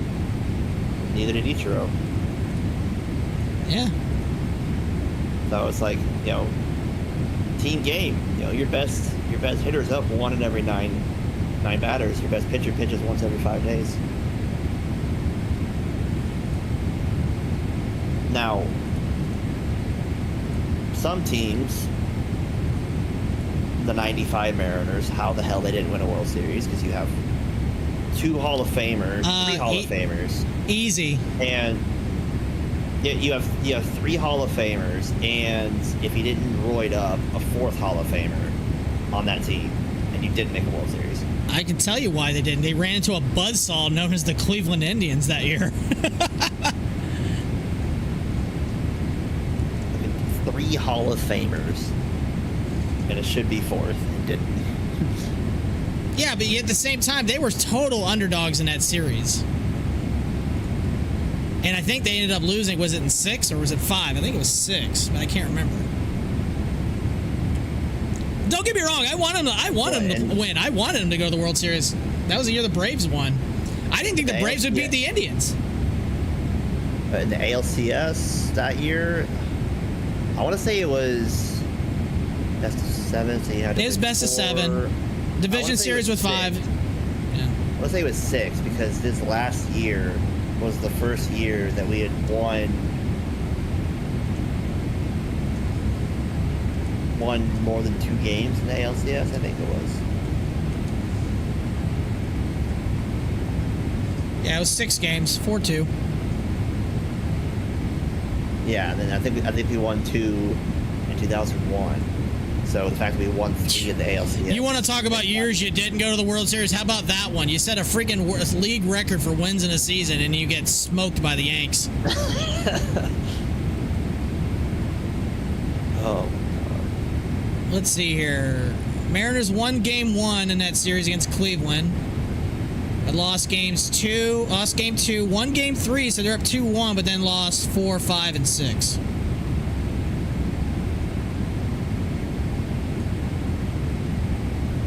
Again, the fact that Cleveland Indian team didn't win a World Series that year, because listen, as much as I'm a Braves fan, I love the Braves, and I'll always be a diehard Braves fan, but I didn't think the Braves were going to beat them that year.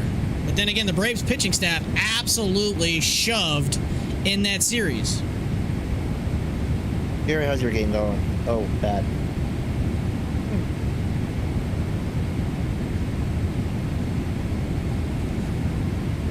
Oh, cool. Detroit gave up another goal, but thank God a coach's challenge for offsides and it got overturned. They're still losing 3-0. Fantastic.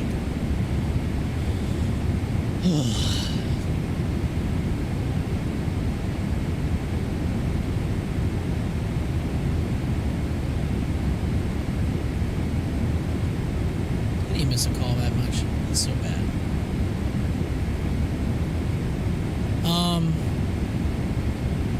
I mean, other great teams never. I mean, look at the 97 Indians. They should have probably won. They should have won that series over Florida.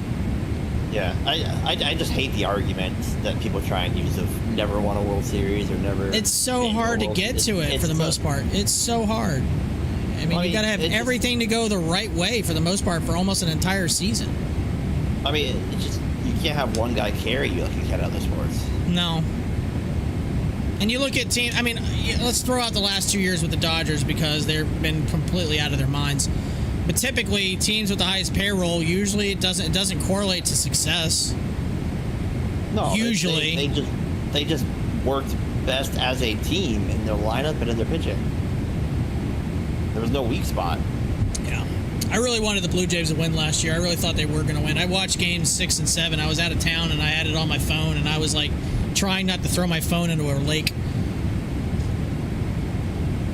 I about threw my phone for George Springer at the home run in Game 7 of the ALCS. I bet you did. I watched that game too. I wanted them to win that series too. Don't get me wrong. I badly wanted to see it, but at the same time, I told my wife, she's my girlfriend at the time or fiance at the time, but I told now my wife when we were talking about that series, she's like, "Who do you want to win this series?" And I said, "I really want the Mariners to win, but I think the team that has the best chance to beat the Dodgers is going to be the Blue Jays." Blue Jays are very, very well balanced. Mariners are pitching and home runs. And typically that usually doesn't always lead to a lot of success in the postseason. The home runs part. Look at the Braves a few years ago. They said they almost set a major league record for home runs in a season. Lost in a division series in 4. Yeah. And so we structured our lineup to reduce some strikeouts and rely less on the home run. So which you should, because that's not exactly a hitter's friendly ballpark, T-Mobile Park. Correct. But in typical Mariner fashion, they managed to somehow fuck that up to where all we're doing is striking out and hitting home runs. Baseball's a funny game. Every single one of our runs has scored via a home run. Well, until tonight, until that one just now. Oh yeah, your game's on right now. I could actually watch that if I want to. Because I'm probably not gonna watch this Detroit game anymore because we're losing 3-0 and we suck. This run that we just got in the last inning is the first run this year that we did not score via a home run. All right, I need the A's channel. Or no A's. I need the Mariners channel, not the A's. What the fuck's wrong with me?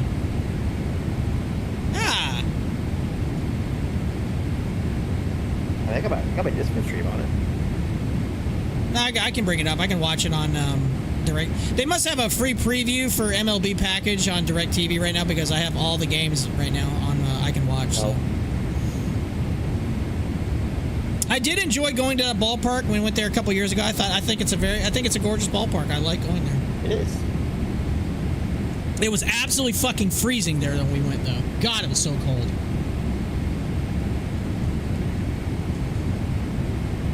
And it was May. It was like 40 degrees. I need to see if I can have someone bring me ship me the ferry boat. See that? Yeah. I did. It's like, I will pay you the $8 that they charge for the ferry boat if you ship it to me. I'll tell you right now, you better enjoy this season while you can, because I don't know if next season's gonna start on time or even have a season.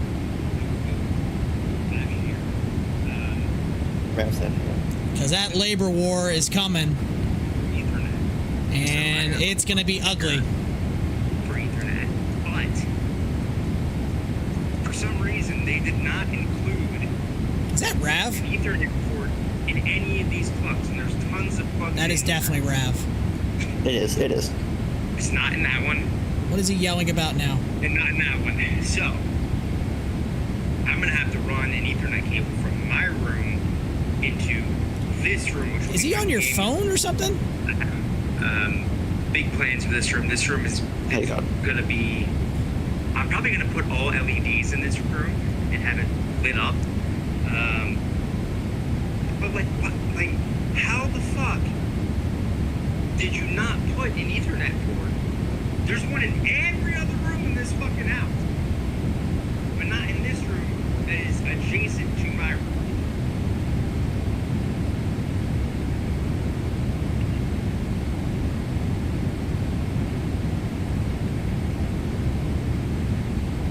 He's getting all of his like computer stuff set up in his new house, and apparently every room in the house has an Ethernet port, except for the room he wants to use for an office. Yeah, except for the Harry Potter closet that he's putting his computer in. Okay.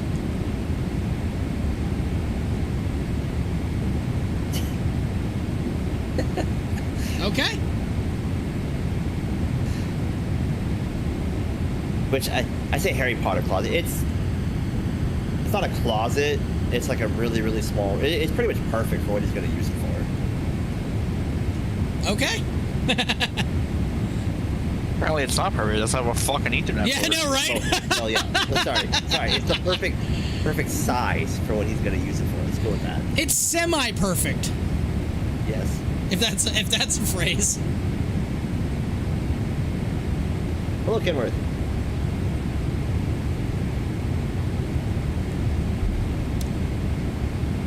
Yeah, good old Rav. Oh, yeah. Yeah, good old Rav. He's good for a couple of good laughs or just telling him to shut the hell up. God, I love that clip. Ari. I love that.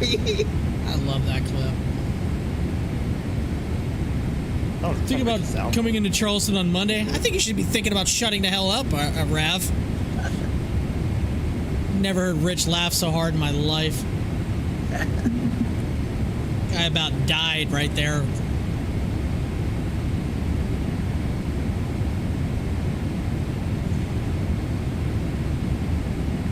Is this your car?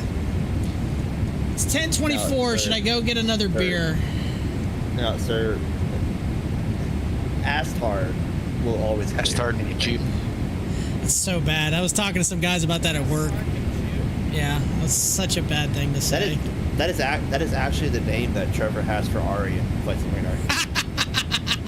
No. I thought you said he was. It's Ralph's name. Why would it be Ari's name? Because Ari... No, Ari's is just Jew. If somehow I ever become like viral as a streamer, that clip is going to be my downfall. If you start making it big, streaming, delete that. Oh, 100%. Like, I don't know. I've never heard that phrase in my life. I don't know what that is. Just ignore it when we spam it on the soundboard. So we have tech support Shri, phenomenal Reed, Ding Ding Stick Rev, Ding Ding Stick, the Jew Ari, now has a hit. Truck guy Kenworth, Maple Syrup is Millie. We got BizJet Flyer in the industry, which is Rich. Texas Yeehaw Man, which is this idiot in here. Then we have Airline Pilot in the industry, which is Matt. Then we have you, Astard McJew. You should just be thinking about shutting the hell up. It's good times. What do you have for Garrett? I don't have Garrett on here because he's never fucking flown with us. He really flew with us last night. Yeah, but I didn't add him on fucking thingy. Oh, man. Alright, he flew with us once out of the 8 months. You see the Taco Bell one, and now I want Taco Bell. I'll add him. You know what's your number? You know your number? He's dead. Died. Roger. Oh my God, Rav would have NBC Sports Philly on his. Oh my God, can you be more of a dork? I want to hear. What is this?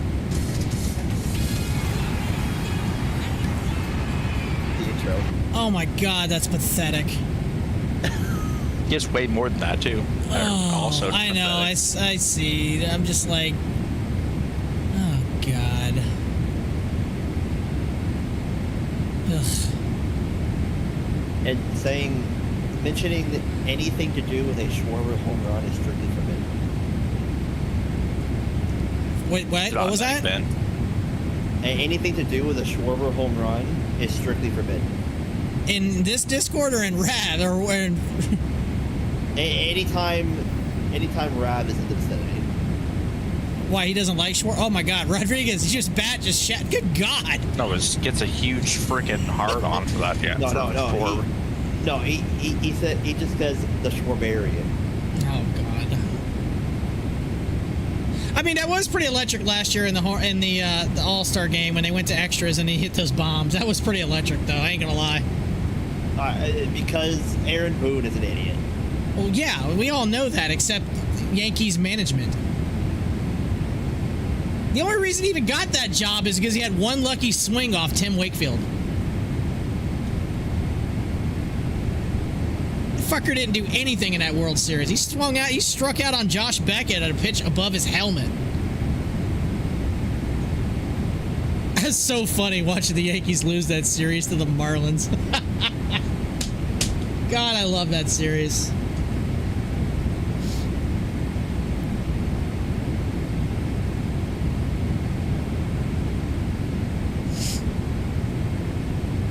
It's good times. I don't know. Forever at the end of time, the 04 ALCS will always be a thorn in Yankees fans' sides, and it's glorious. I'm a firm believer they should lose 10 of their World Series. They should just completely just subtract 10 off their totals. Like, you just lost 10 because of that series.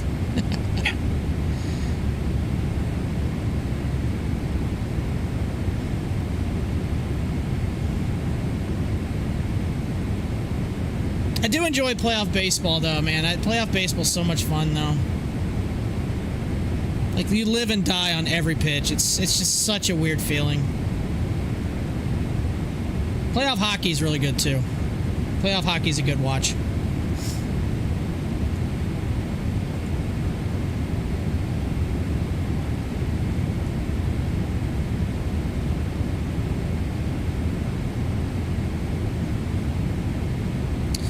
Guys, I'm in a bit of a quandary. Do I want to go get another beer? Yes. I kind of do. But I don't think I'm going to drink the beer I just drank a minute ago. I think I might go, because I just drank a local one that's around here, which is not bad, but it's kind of almost like it was too foamy, which sucks. I still have an absurd amount of alcohol in our fridge from our wedding night. Unfortunately, most of it's seltzers. I could have one just for the hell of it, just to try one. I think I might do that. I'll be right back. Hopefully the Mariners don't score while I'm gone, because I want to see it. Actually, I'm going to wait till Naylor maybe nails one in the gap. Well, tonight, him, Julio, and Cal were hitless. Dude, that hairdo does not do him justice.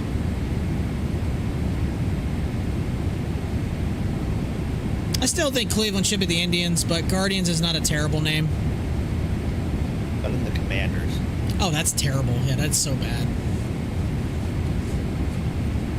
I wasn't a fan of the Utah Mammoth to start with, but... Dude, I ain't gonna lie, man. Their logo and their jerseys are absolute fire. I love their logo and their jerseys. I think they're great. I think the Utah Yeti would have gone really hard, but of course the company had to be a bunch of assholes. I don't know if I'd like Yeti as much. I think Mammoth. I think it works. I don't know. When they announced them, Yeti sounded definitely the coolest, but Mammoth's growing up. Pitch a challenge. It's out. Oh, it touched it. Yes. That's the game now. It's like we have a ABS challenge. That's the fun game. It's like, ooh, we got a challenge in the challenge. Oh, it touched the fucking corner by a millimeter. Yeah, I wish that they would adjust that to where it's like 25% of the ball has to be in. Yeah, there should be a percentage of the ball has to be in. Like, if it touches. Yeah, but then somebody's like, well, then the half the ball, then the whole ball, then this, then that. It's like, where do you draw the line at? I mean, I think it's kind of dumb that if it just grazes a pixel. That's like saying my fingernail is on the base, but if my whole finger's not on, then I should be considered out. Not really, but sure. It's not that much different. I don't think they have technology to determine if a fingernail's on the base or not. Oh, we have the technology.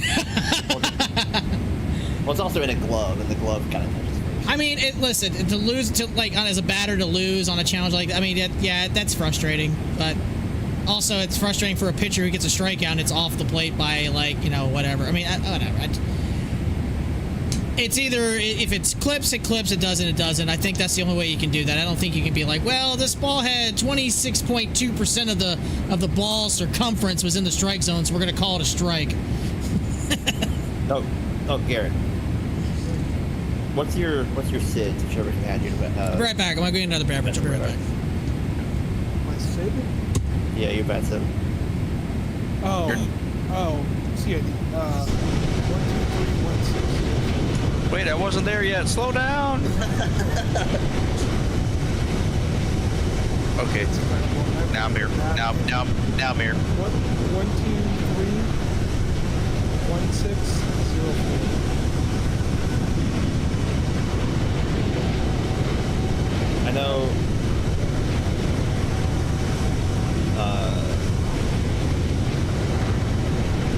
Settings. Go to settings cog. Top right one. That one. Favorite list.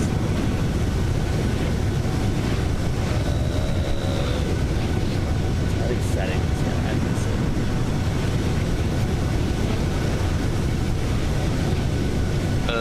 It is 1380623.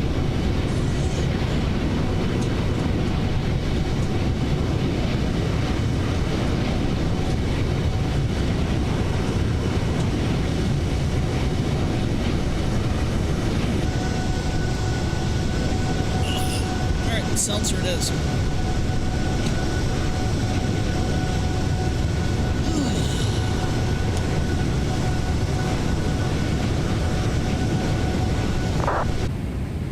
What the hell is calling on traffic on? 13806. What was the last time? 23. And then whatever other ones you want, let me know. I've got everyone's.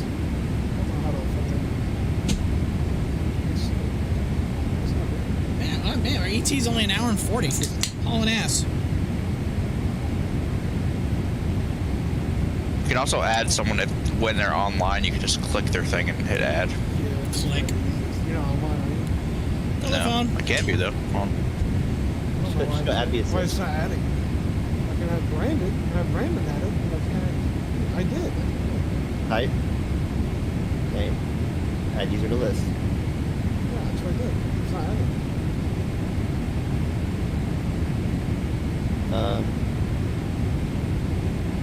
That's what I'm saying.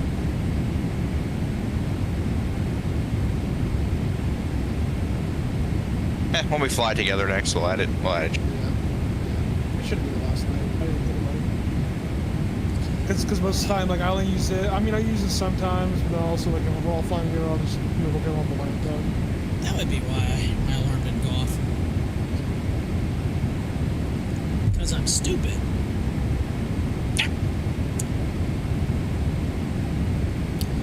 I don't know if I like this seltzer. Meh. Wait, hang on. Go back to your vatsim right now. I like that. It's okay.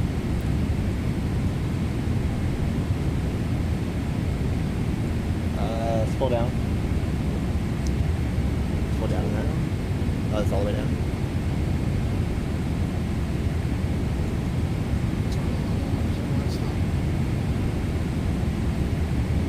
You can only have friends via the thing.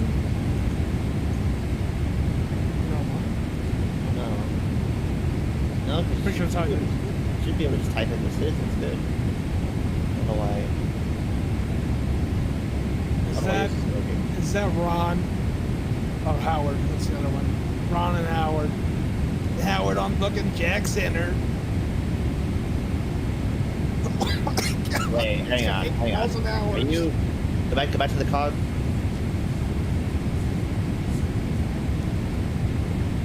Okay, yeah. Click the up arrow on the setting on the friends. Make sure up arrow. Okay. Yeah, there's no like add friends. Yeah. Okay. Go down to the up arrow on the friends again. Just make sure it's going to the right spot. Okay. There. Settings. Oh, wait, here. Yeah, there you go.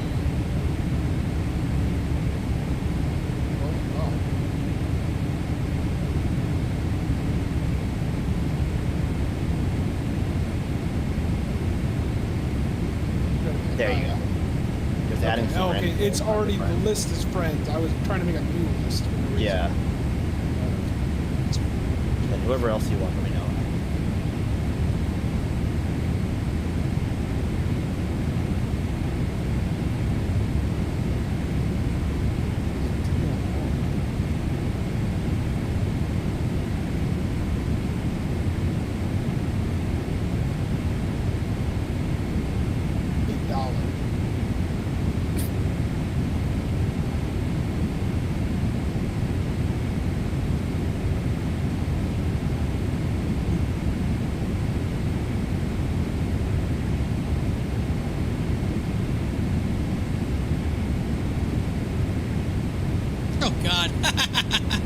I just saw a meme that says Tiger Woods PGA Tour 2026 video game. It's basically some guy doing a road rally trying not to crash.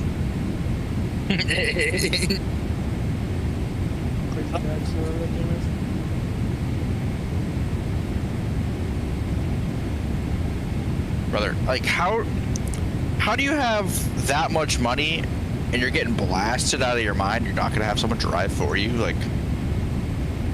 It's pretty accurate. God, like, you're telling me you can't call an Uber? Or you don't even need an Uber. Just fucking call somebody that... Just hire somebody to drive you. You know the entire PGA. I'm sure somebody can drive you wherever you need to go.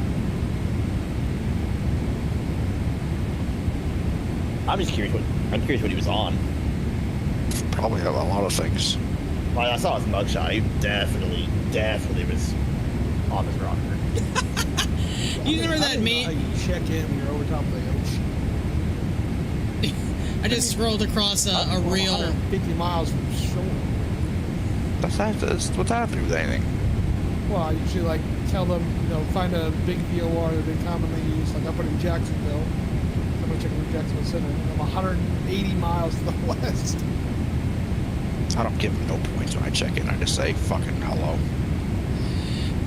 They'll find you. Trevor, I just came across a reel. It's showing. You remember that reel that showed like that actor John Hamm, like he's in that, he's like in that club and he's dancing, and the lights are going crazy or whatever, and he's like euphoric. There's how it feels when you get pulled over for a DUI and blow a 00. It's showing a Tiger Woods doing the dance in that club.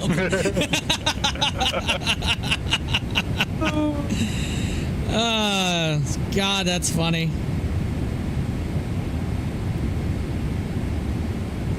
So those are the reasons why I'm glad the internet exists, for shit like that.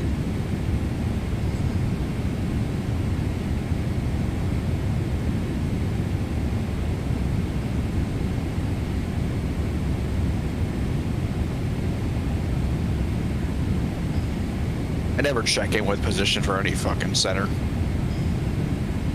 Just say your flight level. Sometimes they'll be like, and then if they want you to hit the flashy, then you hit the flashy. The flashy. That's a technical term. It is. Should be the real term. I mean, come on, that's what it does. It flashes. Here comes the flashy. We'll take that out of context. Yeah. Take that out of context for you. Late night with Ralph, the flashy.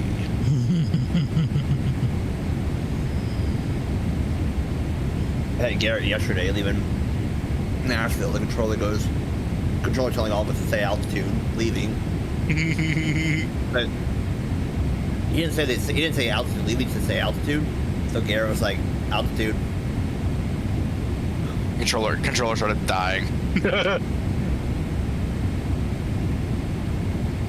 I haven't heard anyone do it in a long time. It's a classic, dude. It's a classic. You gotta find someone who's like brand new to VATS and has no clue what they're doing. Yeah, just say altitude. That remind me of that, was that one clip with Rich? Somebody was like, I'm nervous to VATS and where do I start? And he says, jump into an XB72 stream and just send it and hope for the best.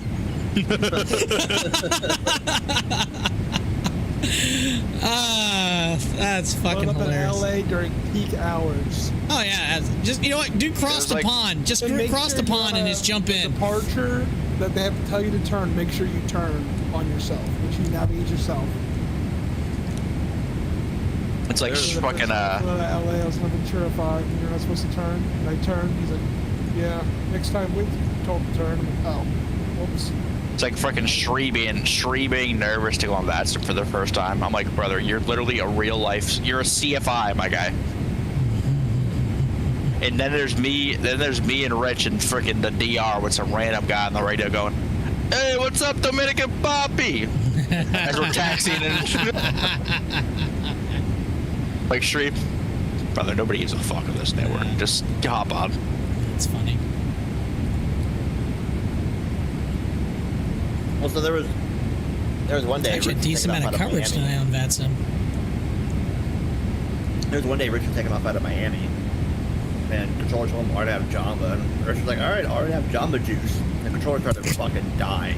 It was like I've somehow never heard that one before. I have Jamba juice. Surprisingly, there's a lot of coverage tonight on VATSIM. There's some event, I think. It's nothing on the calendar unless there's something else that I don't know about. Freight Frenzy on. Oh, it's Canada. That's why it's not. You didn't see it. Yeah, I just look at the. VATUSA. You can zoom right on VATSIM radar though. Well, if you go to the VATSIM, like actual VATSIM events calendar, it shows the global events. Yeah, but you just do it right on the VATSIM radar. It shows them too. Oh. You go to calendar and then events. It shows everything. Calendar. Calendar and there's a kilometer. We're not using freedom units. I don't do a lot of freight events. See, he said JetBlue where? So I told him 165 east of Jacksonville. He goes, never contact. That's why I told him. Where we at? I'm gonna jump onto LA, San Francisco Center, and I'm gonna say, yeah, I'm actually 2 miles from Seattle. Is that in your airspace? You gotta give some like outlandish like you're at LA and you're like, yeah, I'm 3,287 west of fucking Boston, like. Yeah, we're just off the ground. We're about 5 hours away from Honolulu. Yeah, just checking in.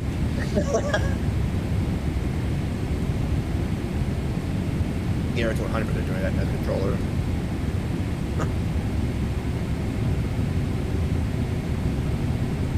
Or it's Swedish Sunday tomorrow. Swedish Sunday, ooh. Stockholm, Orlando, Gothenburg, and some other one that I don't know how to fucking say. Is there a bunch of like consonants and a few vowels? Yeah, and a couple of squigglies and a couple of dots. Is there a math equation in there? Oh, yeah, pretty close. You're doing algebra. Are you trying to speak or do algebra? It's better than the iRacing 1/4. Did you remember when I said Howard has fucking 8,000 hours? Yeah. I'm controlling? Just controlling? Yeah. Probably. Howard is a good controller. Jesus. Him and Ron Anderson. They're the goats of that. So. Oh, Battle of the Forts. Oh, Ralph. Yeah, Fort Myers and what was the other one? Something. Lauderdale. Yeah. That's a terrible event. Yeah, no, thank you. Unless I want to be Spirit Airlines, I'll pass. Go ahead, Brandon. Oh, We heard a fighter jet intercept yesterday. Oh yeah. Really? The dude was logged in as fucking virtual Air Force sitting on the ground waiting for an intercept. Yeah, and the controller literally called them up for an intercept on a Nordo JetBlue. It was fucking hilarious. That's awesome. Yeah, he was sitting. I don't know where he was sitting. Some Air Force. I think Air Force Base in San Antonio. Had it in his remarks, available for intercept if needed. That's awesome. That's really funny. Did not know. Didn't know if he got shot down or not. Yeah, we did not get the information. I did ask when I was told to change frequencies. Ready for intercept. I dare you to send me up. Yeah, the JetBlue that was AFK. So at 36,000 feet, but like 10 miles from landing in Atlanta. Yeah. Next thing you know, you got a virtual Air Force One flying over. Yeah, why not? Dude, one of my first clips I ever had, this kid checks in his Air Force One. This guy's like, I see you at 17,000. You still want to stay there? And he goes, I was going to go VFR if I can. I was like, wait, what? Air Force One went VFR. Oh, hell yeah. Seems legit. Nothing says visual flight rules like a 747. I mean, technically, it's fucking, there is no, I mean, you can do VFR on anything, really, but. It's true.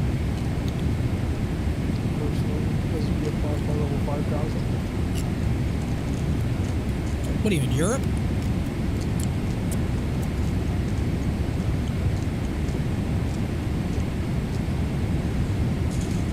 I still fuck that up every time I'm in Europe, and they call me out every time, and I still don't care. I just say 5,000. You say 5,000? Correct. Yeah, and then until they say, tell me, on flight level, I just tell them, about 8,000. I typically try to pay attention. I mean, I've not done a lot of flying in Europe, but when I do, I try to at least be like brush up on the airport. Like, all right, what's their flight level? But the problem is, some of it's the transition set by ATC. So I'm like, okay, what's the transition altitude then? I just tell them what they tell me. It just says transition by ATC. I'm like, okay, I don't know what that means. I'll say thousands as if I'm an American, but if they assign me an altitude, I just tell them what they tell me. If they say flight level, I say flight level. If they say thousands, I say thousands.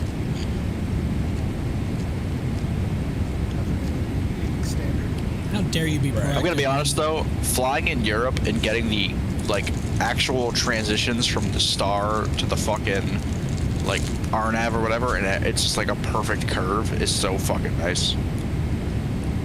None of this vector shit in the US. You don't know what arrival you're on until you talk to the approach controller or the center assigned to the arrival. And you're like, there's like 18 different arrivals. They're all the same thing. They're just a number and a letter. And I'm like, yeah, that's good. You know why? It gives you the transition to the runway. Yeah, I just don't know which one I'm on half the time. That's a fucking skill issue. Well, it's supposed to be like each one's like runway specific, like direction. It is, and it gives you the runway, and it gives you the transition to the runway, so you don't have to go on a fucking vector to Jupiter for no reason. Jupiter, Florida? All right.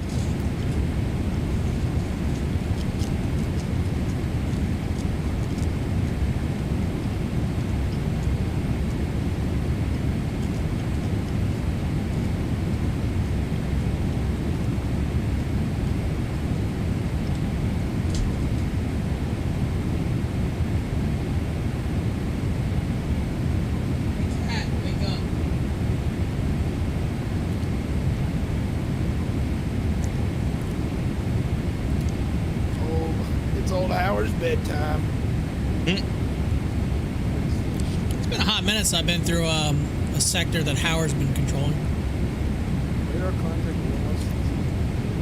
He's typically what, Jack Center only, isn't he? For the most part.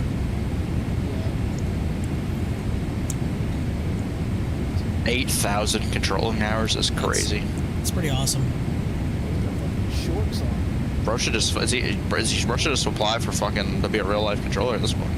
Might as well be. I mean, Jesus Christ. He's got shorts on YouTube. I love the realistic flights. I thought. I thought he would be a little older, honestly. Oh my god, is somebody actually doing... Oh my god. What's that? Someone is actually doing...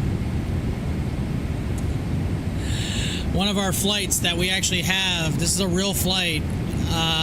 The Boeing Dreamlifter going from Charleston to McConnell Air Force Base, aka KIAB, on vatsim.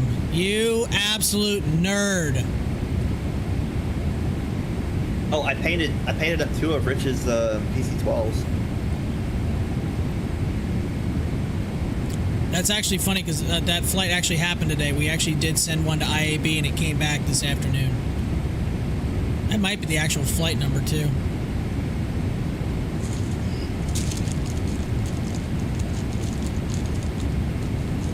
Which one did you paint? Did you paint Golf Golf? Golf Golf and Papa Golf. I flew in Golf Golf with Rich one time. That was pretty fun. That's a beautiful plane. It was a beautiful plane. Both times I flew with him in the PC-12, we used that plane. Golf Golf's the one I've been flying around for FS Economy. I've got Papa Golf too, but I haven't actually flown with it yet.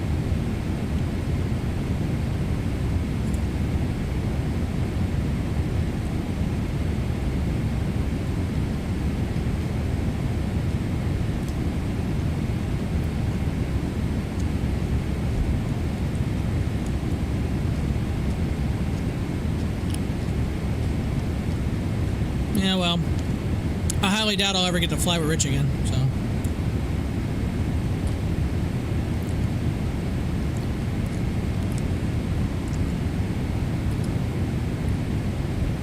There you go, Ralph. Check your Discord. Check your Discord.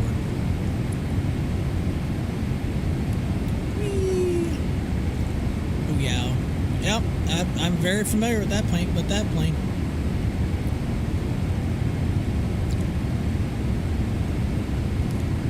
My first ever flight sim livery. I like that plane. I like the PC-12. It's a fun plane.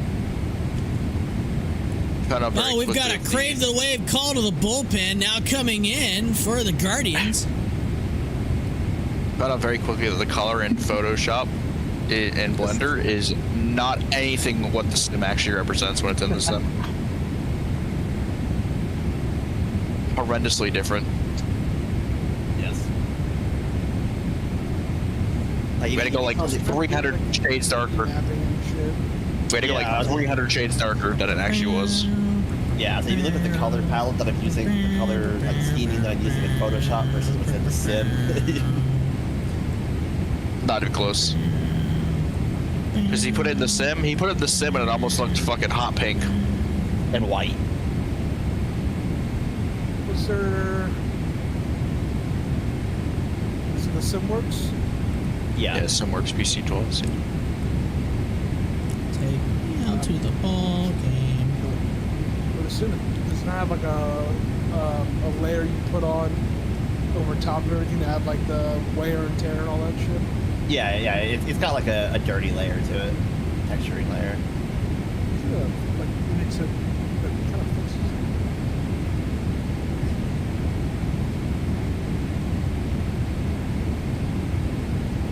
I've kind of just learned now that whatever color I need, put it like a fair bit darker in Photoshop.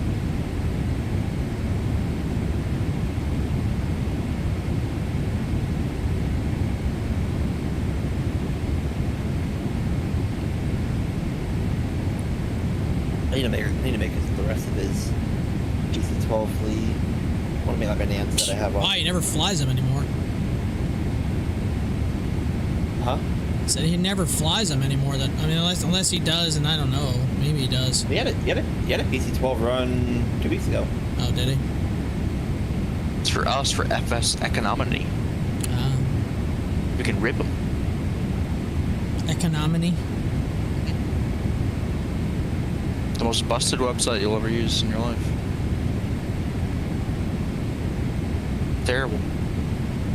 Oh, we got a fight tonight too.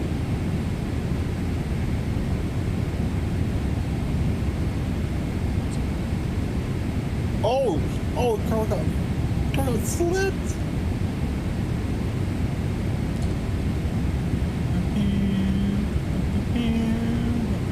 There you go.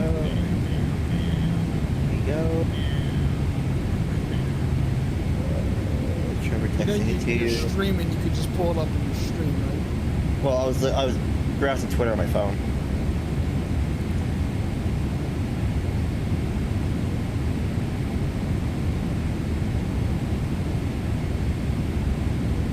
Oh, she's asleep. Oh, she's asleep. What was the score of that game you said the other day? Was that you talking about Temple against? Was it Keelan?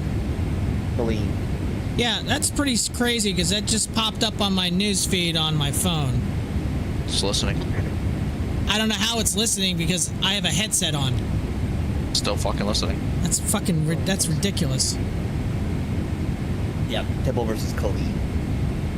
Yeah. Colleen is like the, I guess, host city for Fortnite. Colleen is the Chirac of Texas. Correct.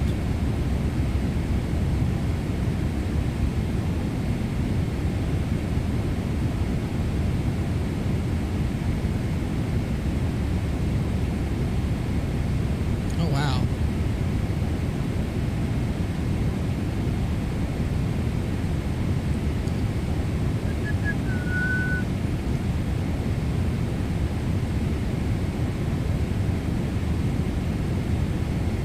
When the fuck did Carlos Santana get on the D-backs?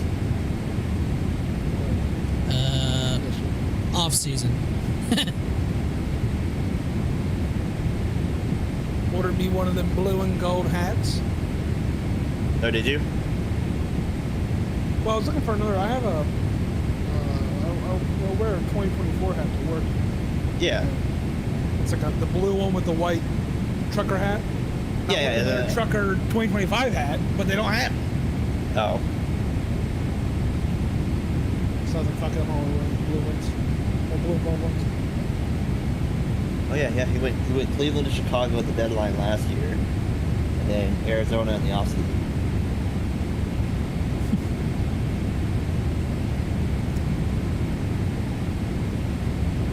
Is this like gold thing normal for other teams in the World Series? I feel like I've never seen it before. No, it is. Their first series, their first homestand. They have gold trim on them. Okay. They should just wear it all year long. Just lock it in. It's drip. I want to say when the Astros won in like 22 or whatever, their second one, they only did it for like the first game. Yeah, the Astros won the year after the Braves in 22. They beat the Phillies. Suck it, Rav. It was like the gold hats, but they also had like the gold lettering on the jerseys for the first game. I have the gold ones for the Braves. I bought the hat and I bought the home jersey. I think they only wear. Actually, I think they only make a home jersey. They don't make a road jersey with the gold. I think it's only home games. Yeah, because it's supposed to be the first home game. Yeah, I bought those. I bought those a couple years ago.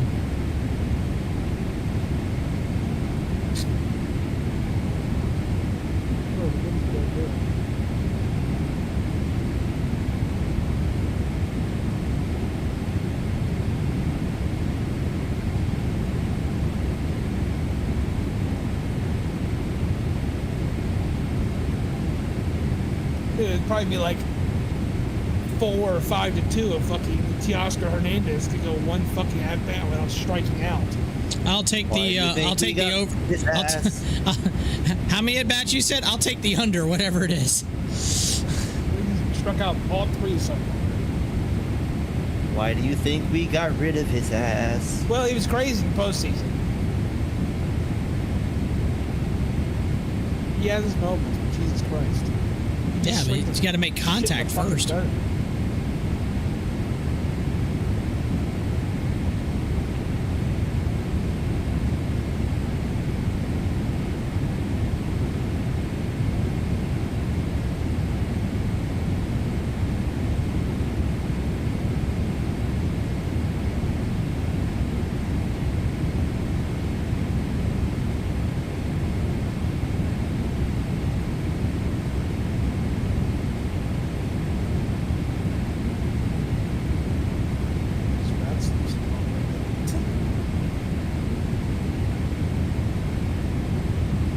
$3,300, man. I have no fucking life. What'd you just say?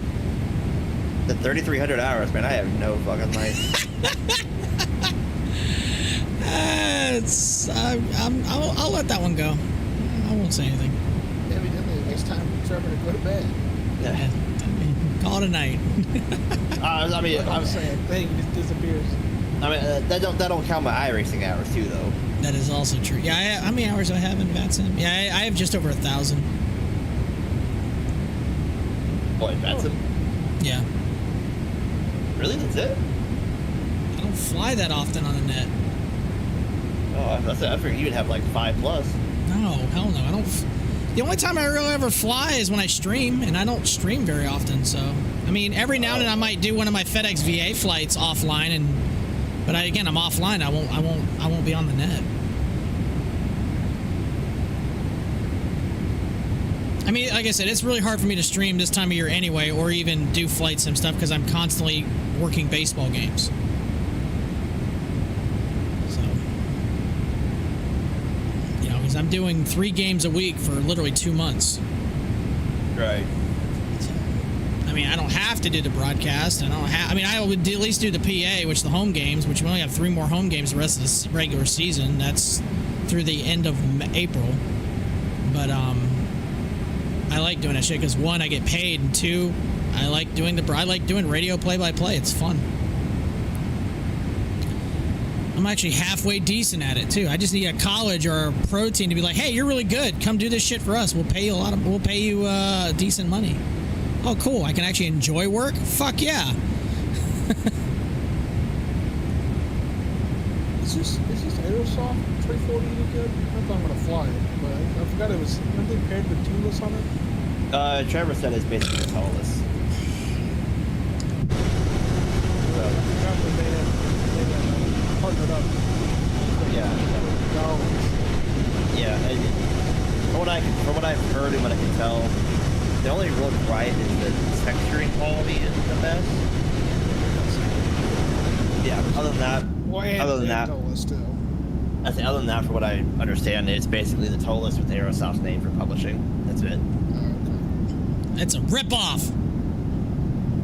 No. Rendazzo is It'd be a ripoff. It'd be a ripoff. Fucking it was Aerosoft's in-house. No, Rendazzo is a ripoff.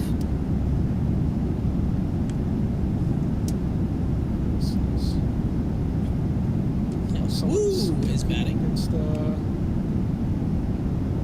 parallel 42.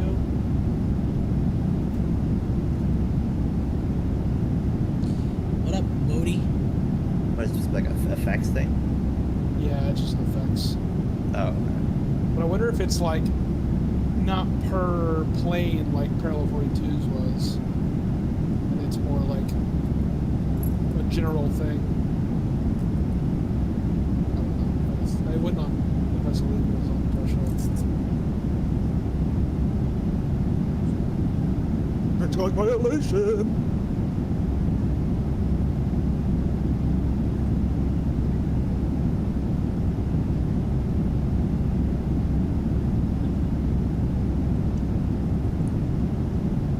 I actually know a couple guys who are umpires in Major League Baseball. I used to coach them in baseball many years ago. Are they blind? No. But I did text one of them last year when he made his debut against the Braves. There was a game. He had made his debut a few weeks prior, and he was doing a game with the Braves, and I basically texted him afterwards like, dude, your strike zone is fucking killing me.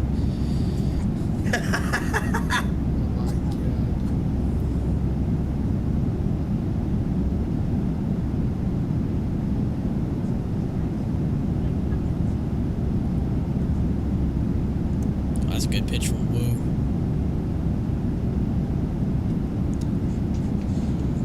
Due up for the Mariners, the big dumpers coming up. Also Julio Rod or J-Rod and some Naylor. 2-3-4 due up for the M's.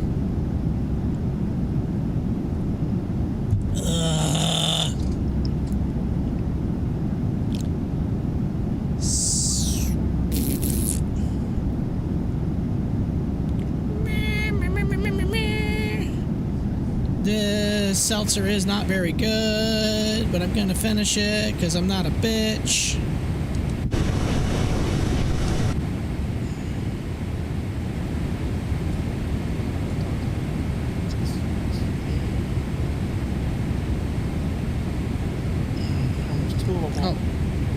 finally seeing Japan for the first time. All right.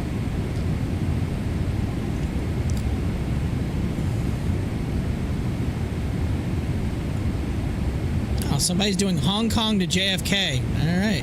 Have fun with that flight.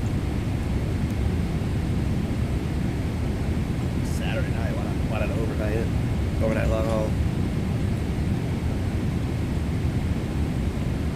I could get done with this and do an overnight if I want. I don't know if I will. I mean, I'm going to land in about an hour, maybe a little bit more than an hour. What's my ETA? ETA 415 Zulu.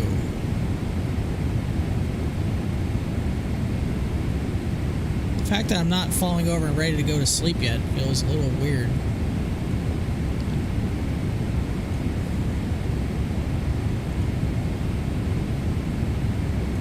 Thank you for television.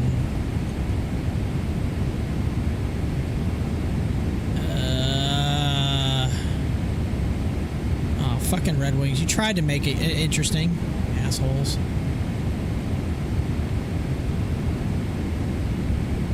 Good for my wife's team. They won big.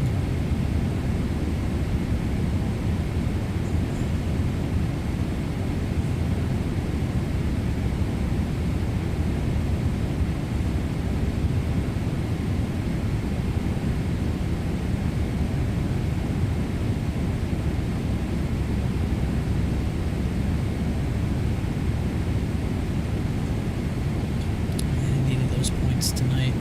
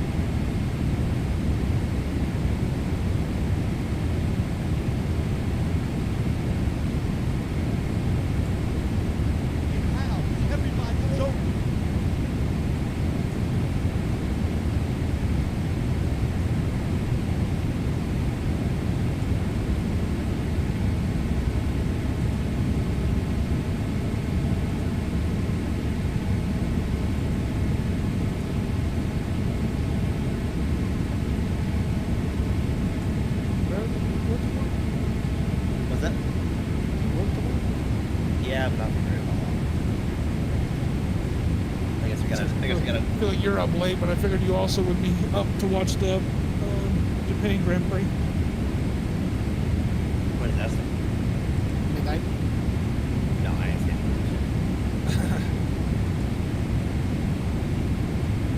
it. No, usually during baseball season I stay up late so I can watch the Mariners games. I mean, you have to. It's the only way you can watch it, you know. That's why I love the pitch clock. Yeah. Before the pitch clock, I'd crash out at like 11:30 midnight. Yeah, and in the second inning. No, it was like the 6th or 7th inning, and now the game's over by like 11:30. The what inning? Fantastic. Shut up. Oh yeah, fuck you.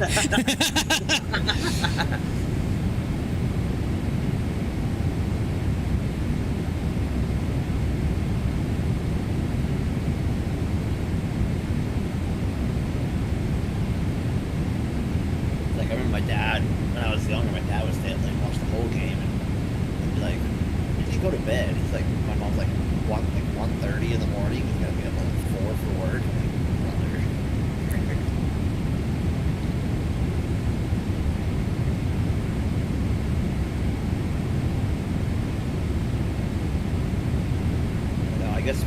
we have an extra guy on schedule tomorrow, so we gave him my Walmart tomorrow, so I've only got one store. No trucks, so just a quick pull. I'll probably be done by like 11.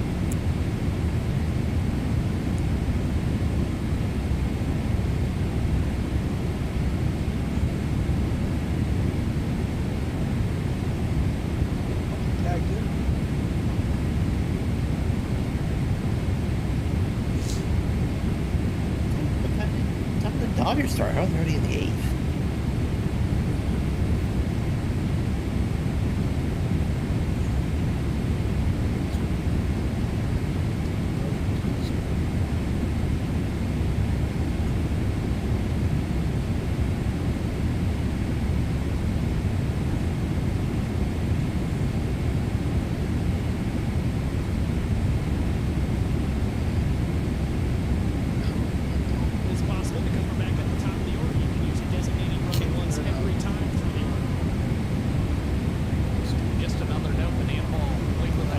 Uh, 6:10 Pacific time, so 8:10.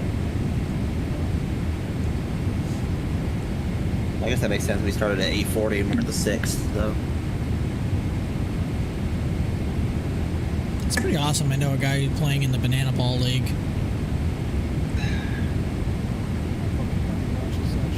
Happened to just put that on YouTube. It's on right now.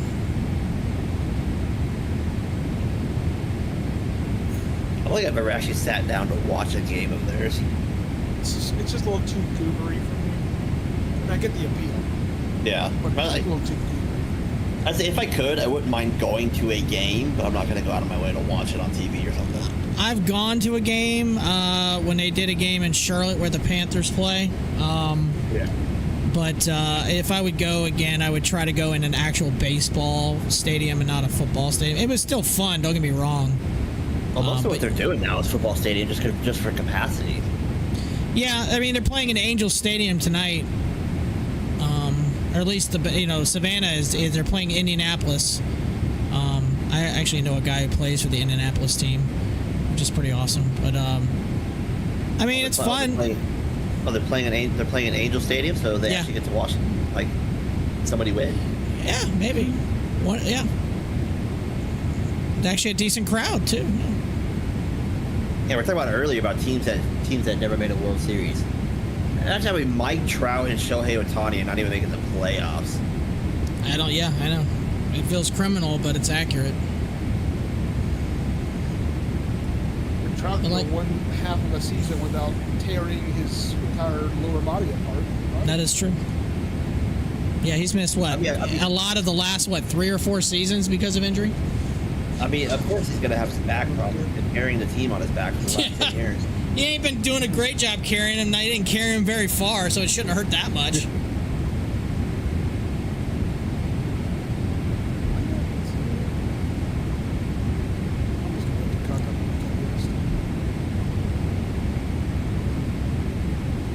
I love the old Twitter meme of, like, Mike Trout hits a home run and Shohei did something that hasn't been done since Tungsten Armo Doyle in 1906, and as the Angels lose 6-3. Yeah. 6-3. Shit, I'd maybe more like 9-1.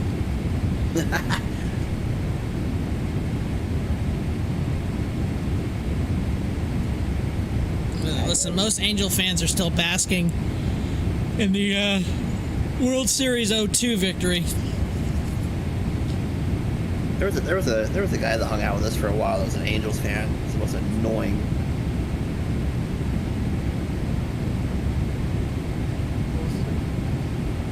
Hang on, let me make sure. I doubt it's in here. Hi, buddy. Dalton. They should just change their name back to the Anaheim Angels. It just sounds better because they're not. Los Angeles doesn't claim them. No. What are you doing, dude?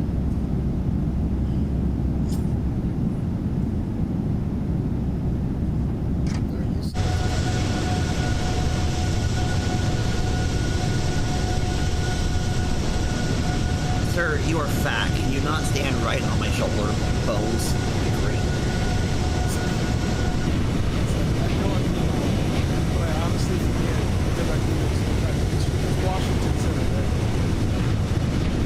I always called it everything, but I've called it everything but Washington Center. What? Oh, is that about DC? Yeah. I think it's DC Center. Yeah. Washington or DC? Yeah. No, it's Washington. No, it's Washington Center. Some guy just said DC Center though. I think it is. I always call it DC. I always call him DC. I think it is Washington Center. Yeah, it's Washington. I couldn't remember. Yeah, because it's Seattle Center, so.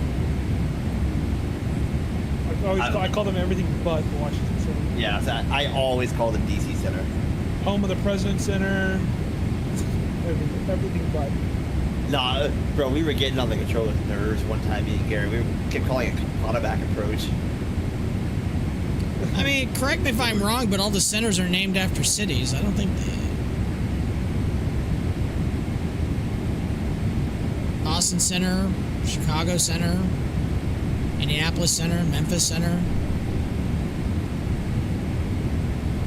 I guess, yeah, what was it? Fort Worth Center, Miami Center, Jacksonville Center, yeah. Yeah, I mean, that's just a worldwide thing, too. I guess. I don't really know a whole lot of, like, other flying outside of the U.S., so I can't really... I mean, you don't have, like, Germany control. It's London control. I think it's like, Bremen. Isn't it, like, Bremen control for Germany? Bremen. Whoa! Radar. Hey! Yeah. The radar. Radar. Oh, yeah, Bremen radar. That's what it is. Right. You are radar identified. I'm what? It's like London director or some shit. Not approach, it's called director. You're cleared ILS 34, then you can follow glide slope down. What? Yeah, we were flying the River Visual one night. We kept calling it Potomac approach. And then a couple days later, we were flying Phoenix. We just called it Phoenix. Phoenix. We shall troll city names. No, that's all I did. I didn't even call Austin a single thing. No. So, me, Trevor, Garrett, and Dan flew the FNO last night. Garrett did not call a single position by its official name. He got on Center. Yeah, no, he got on Austin approach. His first call was Circuit of the Americas approach. University of Texas Tower. I was off tower by then, so I didn't hear what you called him.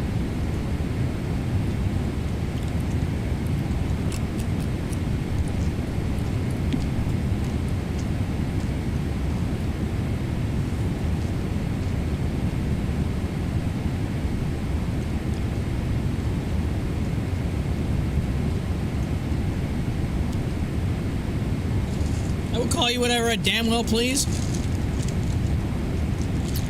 Yeah, every time he do something. Hey DJ, what's up, man? 700 million. I was gonna say you're running out of time there, buddy.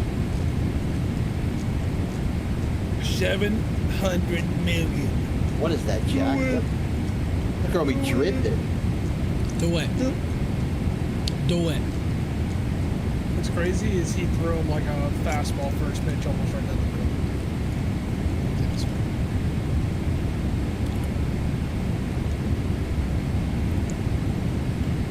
Oh my god, right down the middle, look there, he doesn't swing it. He's gotta build the suspense and the drama for the headline. He's got 3 fastballs, 2 of them right down the middle, didn't swing either. He's got money that he's gonna homer on a 2-strike count. he heard FanDuel's odds and he was plus something. He's like, hold on, let me get him better odds. I'm doing a translator on this stat. Yeah. Allegedly.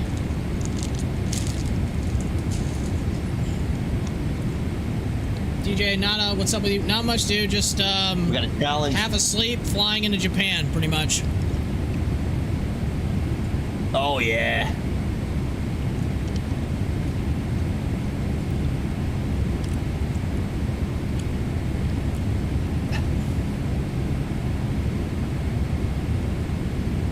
Oh, we got a challenge. That's going to get overturned. Oh, you got like a bitch behind me. I am. Oh my god. Years.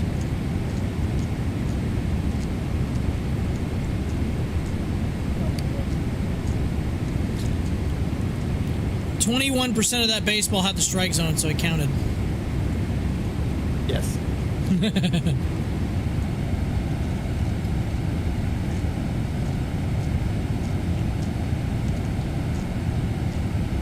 Ozum.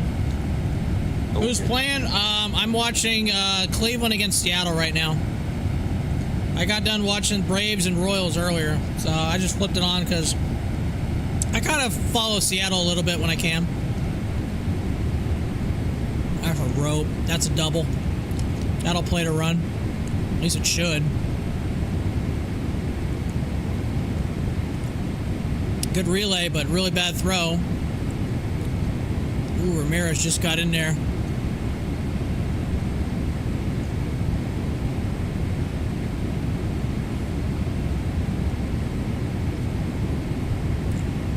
Double advances the third on the throw. Can't miss a pitch down and in like that to a lefty. That's the happy zone.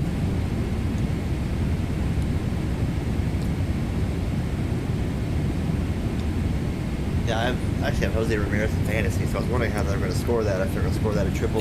No, it's a double. It should be scored as a double, and he advances the third on the throw. I would have. Yeah, it was. Yeah.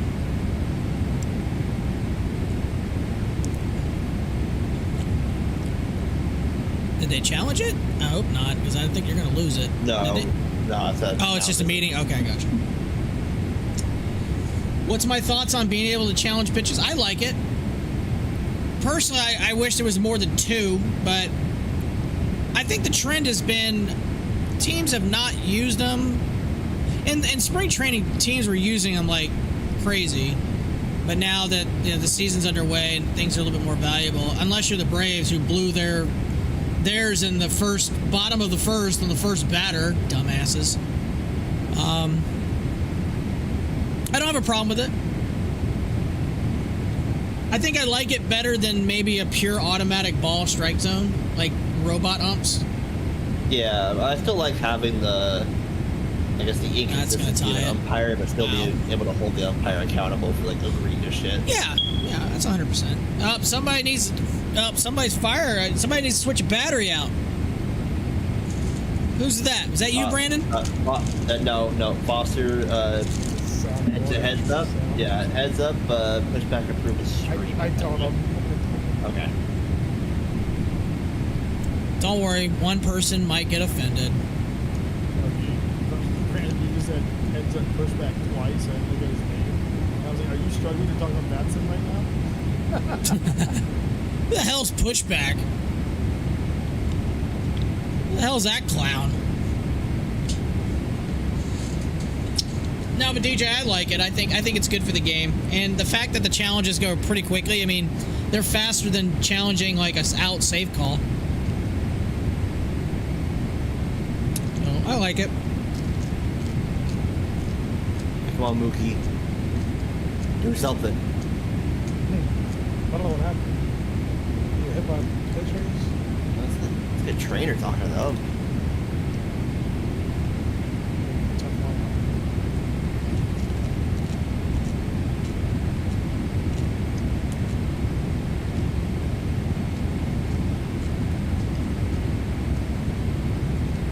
Yeah, DJ, I don't have any games that broadcast this week, so I might actually be able to stream a little bit this week. Yay for me.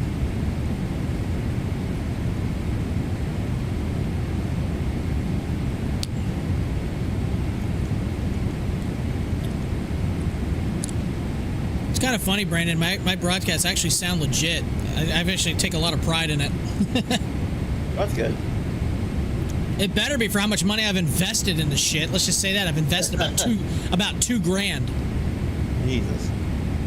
Well, headsets, mixer, the laptop, all that shit, all the wires, well, the field mics. The guy that's streaming for us, he's also like the scorekeeper or whatever, like in the books. He literally just has his phone on a stand. I should take a picture of my setup for home games because I do the broadcast, I do the public address, I do the music, I do the scoreboard, and I do a scorebook. Jesus.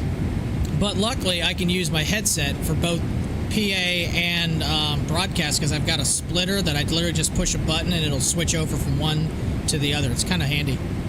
Yeah. I think our guy just uses pre-recorded. Nah, I don't want to do that. I thought about pre-recording commercials like when I do sponsor stuff, but we only have like literally 3 more home games the rest of the season. I don't have to worry about that.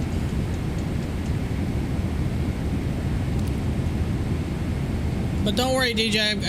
Next week I don't have anything, but the week after I go back to doing like 3 games a week for like the next 4 weeks. So yeah, I still got some season left, and then I'll have some time freed up again. Like I said, luckily I get paid to do this stuff. It's a lot of fun. I mean, I would do it for free, but what am I going to tell them? No? Oh no, don't pay me. That's just terrible. Don't do that. Give me the freaking money.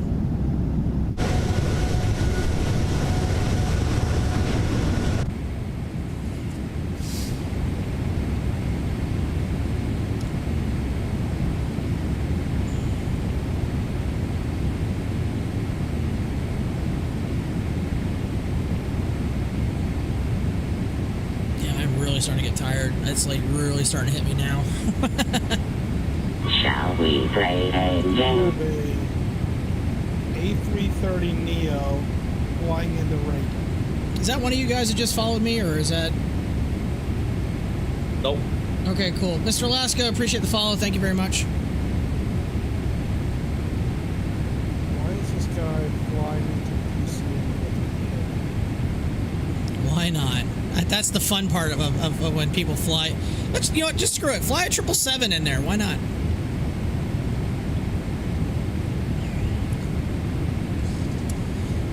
Fly a 777 in a DCA. Do the river visual with the 777.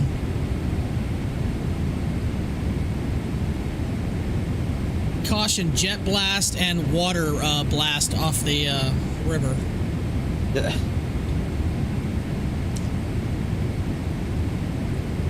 Yeah, this is a no wake zone. I'm gonna need you to like slow it down.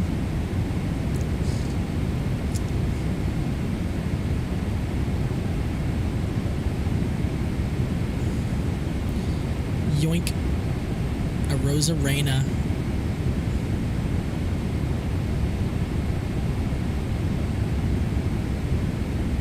Is there any other games on right now, or is this pretty much the best game that's on right now? Oh, here comes a pitching change. Oh yeah, he went to the 5th with an out. Yep, got to pull him. You know, he only threw. Oh, this was already a reliever anyway. Never mind. Yeah. I mean, Dodgers got 1 on, 2 out, bottom of the 8th, down 2-1. Oh, they'll end up winning like 9-2 or some shit. Who are they playing? Aren't they playing the Diamondbacks? Yep. Right into a division series right off the bat. Oh yeah, Yankees and Giants are on right now. Tigers and Padres. I don't care for the Padres colors.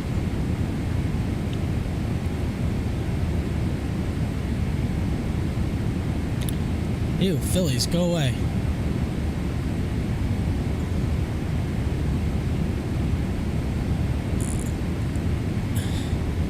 It's weird seeing the Braves with their own channel, Braves Vision. That's so weird. The White Sox and Brewers. Puke. Go. I know, yeah, as soon as you just turn it on, the Dodgers at a homer. And just like that, that was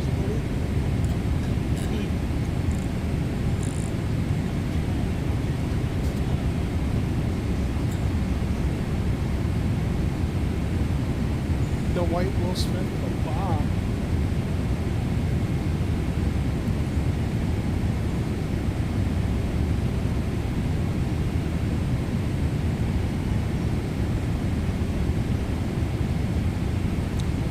Dodgers are going to be paying their players until 2100.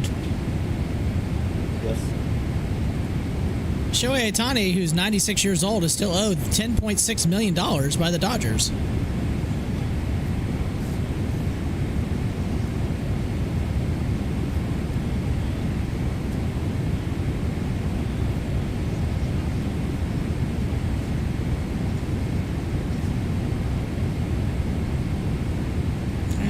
Saw what I needed to see in that game. I'll flip to another one. Oh shit, your game is on MLB Network? I didn't even realize y'all's game was on MLB Network. I have MLB TV, so yeah, that's what I had it on that channel too, so I didn't realize that. It's weird because I'm flipping through and I see like the team's logos. So it's like that tells me what channel. It's like that's weird to see. Obviously, I think for me, I only have it as a preview for this weekend, and after that, I don't have those games anymore. Which the only reason I would even think about getting an MLB package is for Red Sox games, but I probably wouldn't do it just because I don't want to spend $200 on one. You know, I might watch some games, but I'm not going to watch them all.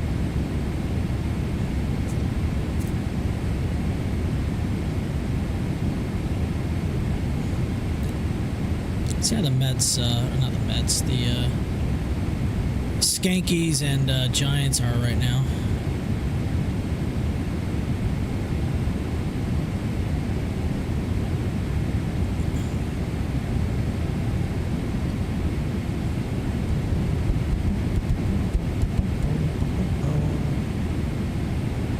Why can't I find you? I found you earlier and now I do not see you. Why? Because I'm blind and I'm starting to fall asleep right here at the computer, which is not good.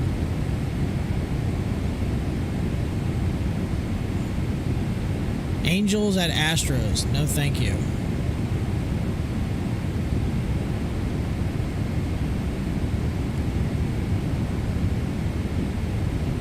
Are they not on right now, or is it on?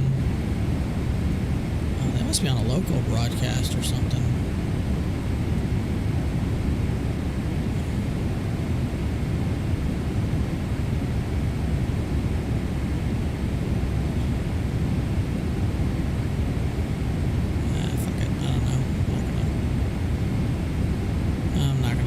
Screw it. Don't care. It's weird not seeing baseball on ESPN anymore. What game? Baseball on ESPN. It's weird not seeing like. I'm just going to flip back to your game now. I just got to find the channel. I was seeing how the Yankees and Giants were going right now, but I can't seem to find it, so I'm not going to worry that much about it. Unless they're over. Oh, were they? Oh, okay. I didn't know that. I thought they were still on.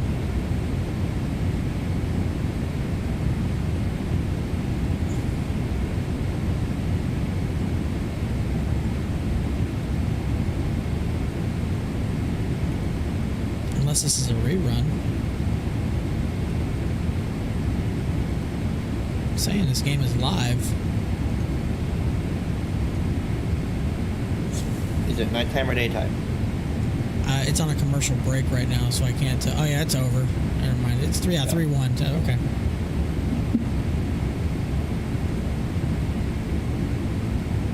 Oh, Freddy?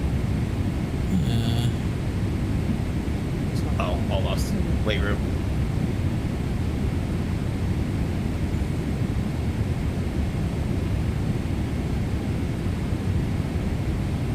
I can't even find your game now. What the shit? Oh, there we are. Boom. Do I have MLB TV? No, I don't have that. Humans won't be a thing in 2100. I mean, I'm not going to be around to find out, so I would be 120 years old. That would be kind of a record or something.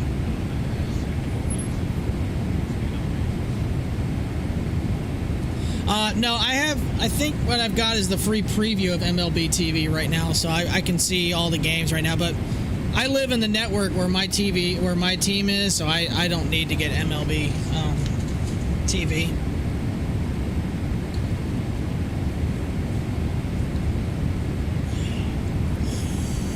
Yeah. I turned on the Braves game earlier. They were losing 2-0 going into the ninth, and they scored 6. They had a walk-off grand slam to win 6-2. Come on, please just punch one through so we can score. Just don't roll one over for a 6-4-3. Good take. Right.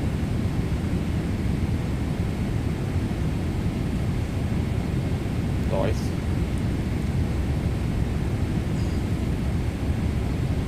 I used to have MLB TV. One year I got it for free. It was kind of nice.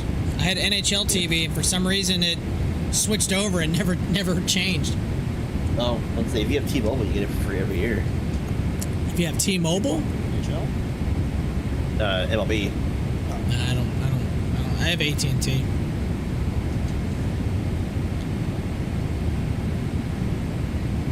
AT&T.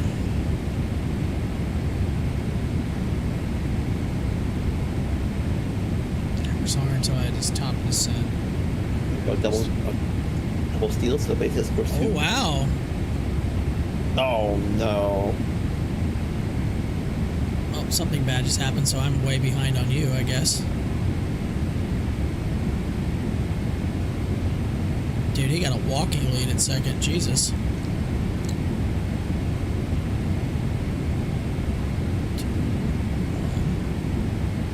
Oh yeah, now I see why you're saying oh no. Man, that's frustrating. You as a runner, you got to make sure that goes through. Come on. You can't just go and be thrown out by 10 feet.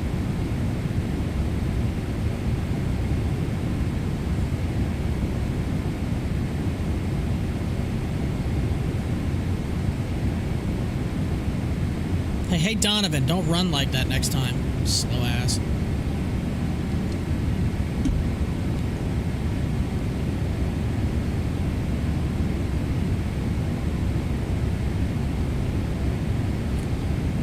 On lefty.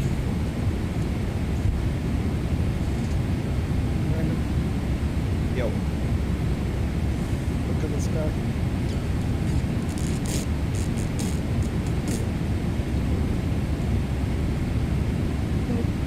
November 1 India, 1 India, 1 India. Oh, the what? What is it? November 1 India, 1 India, 1 India. Oh my god. That hurts my brain. Why would you be a tool and do that? Here, check this out. This is funny.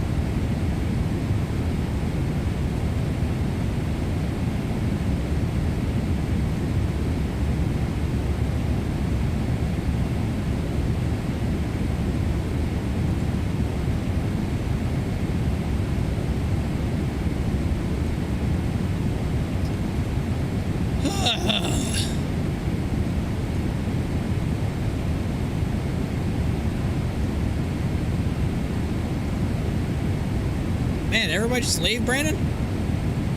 Yeah. Jesus. Once this happening is over, I'm probably gonna dip off too and watch the rest of Dead. Copy.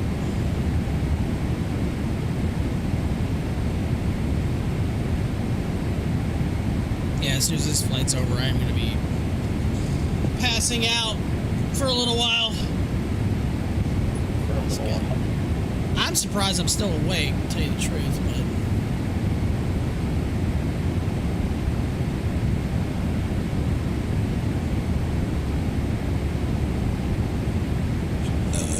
How far do I have? Oh, I'm inside of 30 minutes, apparently.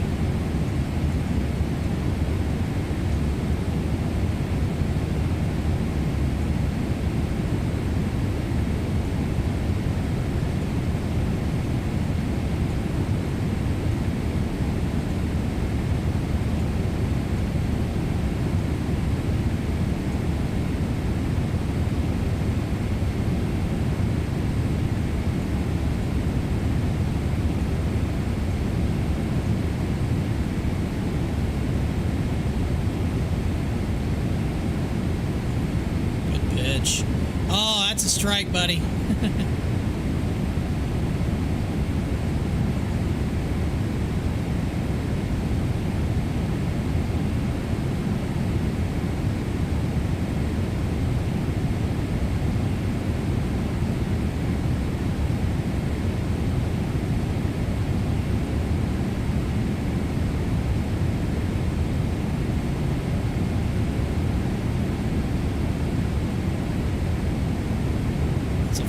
Two-seamer.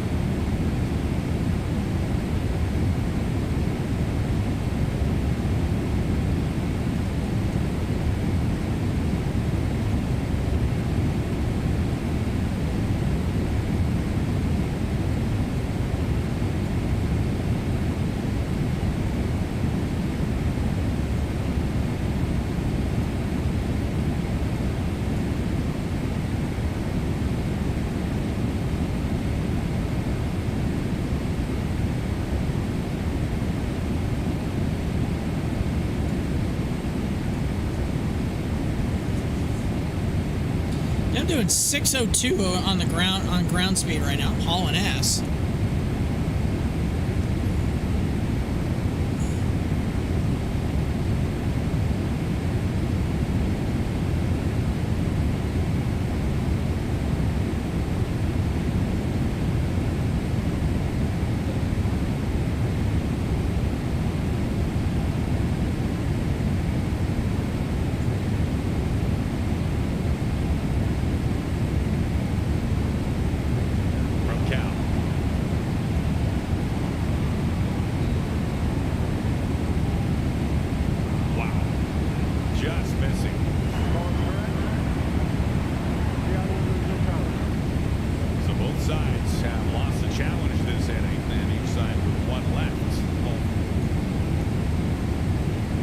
Seeing the ABS challenges and everything, but I like it. Oh yeah, I think this is the best medium. Like I think going immediately to Robo Officer then just kind of takes the fun out of the game. Yeah.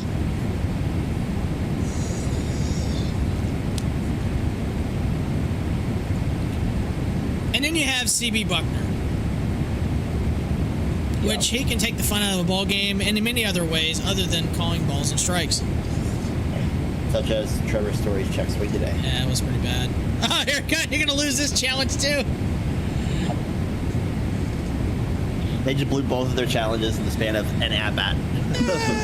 Literally in two at-bats. Boom, lost. This is a strike. The deflated look. Oh.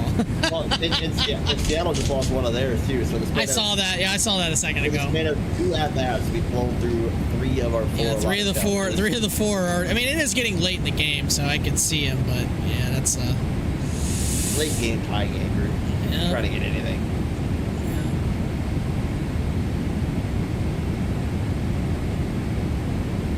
Yeah. All right, that was a CB Buckner straight 3 right there. that'll tell you how far behind I am. Hold on.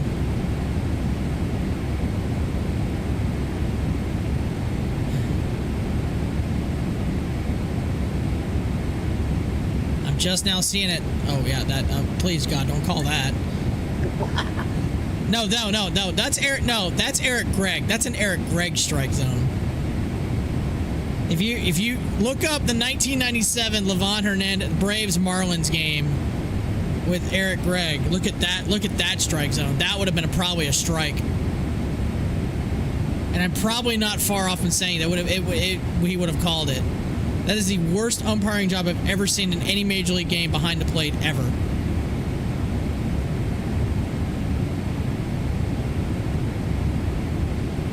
That game sucked.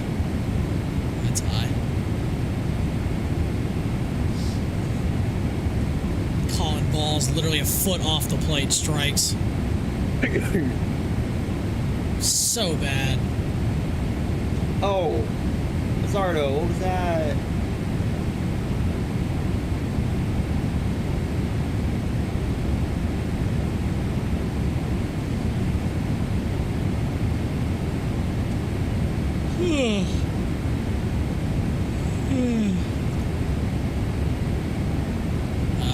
That was a bad pitch. That's what that was.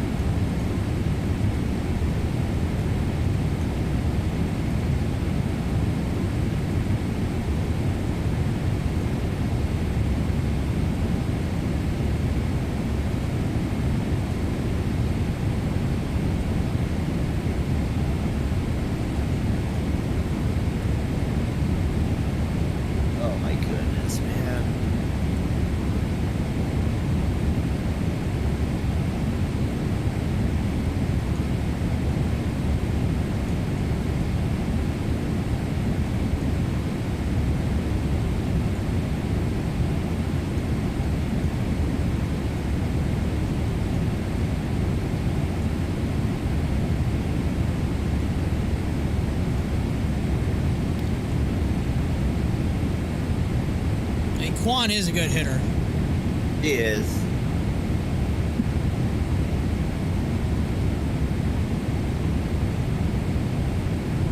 Alright, I'm gonna take advantage of the pitch and change and head off. Alright, man, have a good one. Catch you later. Thank you.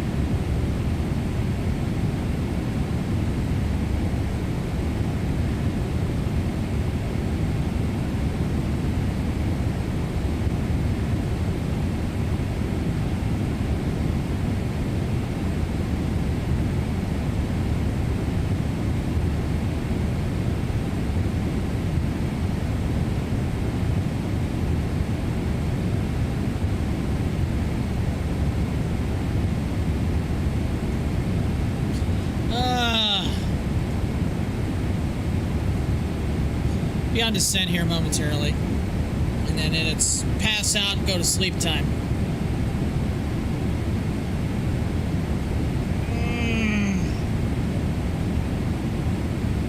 Slept terribly last night. I might have gotten about 3 or 4 hours sleep, maybe.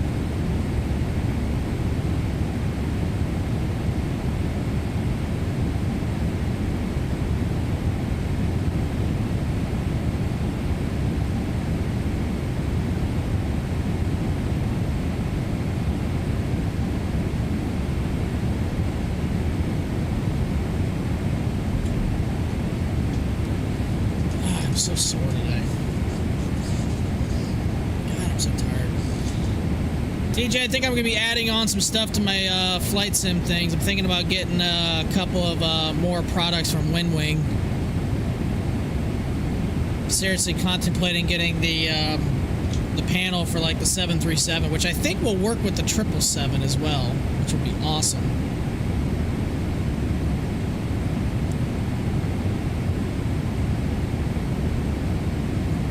I might get the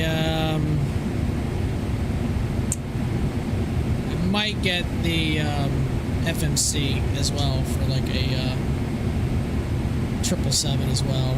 Either that or 7. I think the 7.3 and 777 would both work universal. I think they would, but I don't know. But got my taxes back, or at least some of them, and my new raise kicks in at my job next week, so a few things. So I got a little extra money. Might buy a couple of flight sim things. I wish my fucking radio panel would work though. I cannot get it to work for 2024. I know some people can get it to work. I had it to work a couple of times, but it keeps not like always working. It pisses me. Not that I really need it tonight, because one, there's no controllers.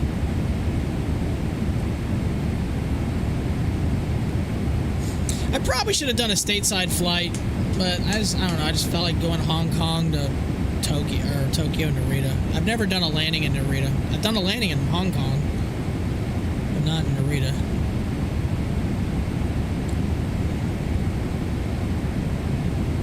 Shit, you make the big bucks, grab all the stuff for the Airbus and Boeing.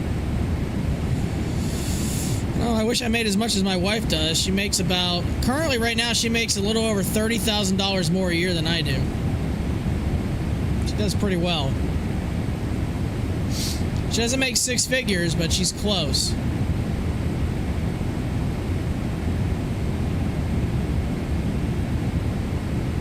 I'm trying to catch up. It's taking longer than I hoped.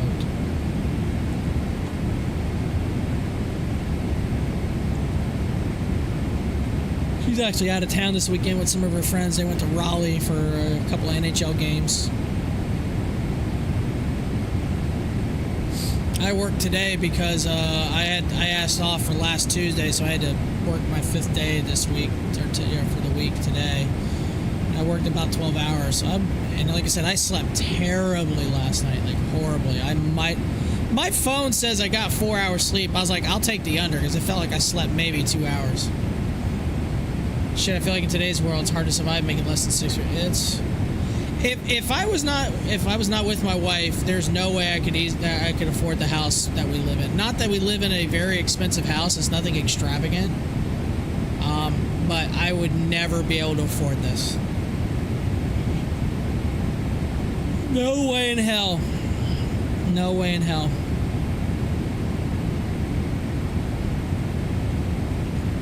And I would be renting an apartment most likely, and then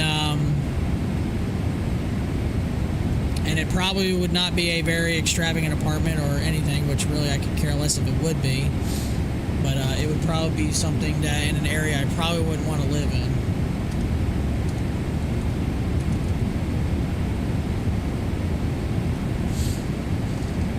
I mean, I do feel pretty fortunate that the job she has and we're able to afford. I mean, I make a decent paycheck. I'm not going to say I make a spectacular paycheck, but I make a decent enough paycheck. I'm going to land 3.5 left. I'm not going to land 3.4. I'm not going to land 3.4 right.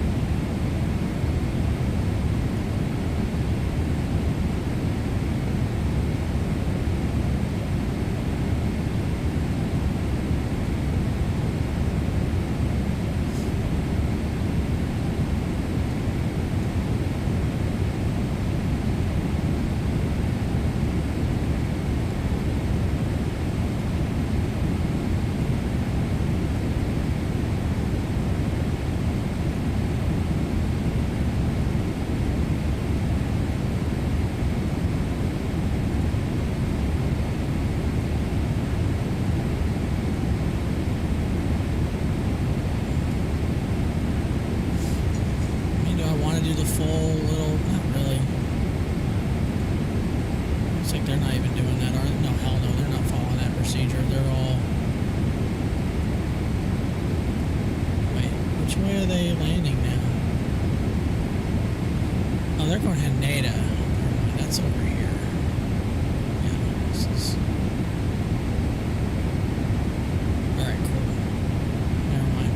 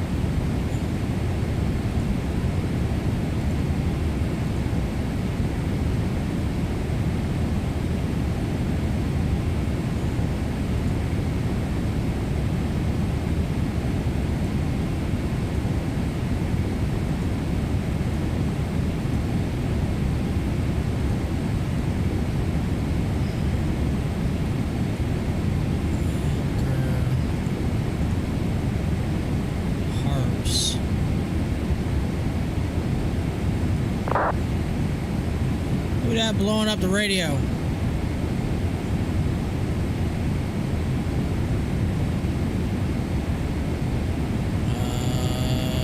He's using 1.6 right, which I'm pretty sure they are not using the 16s.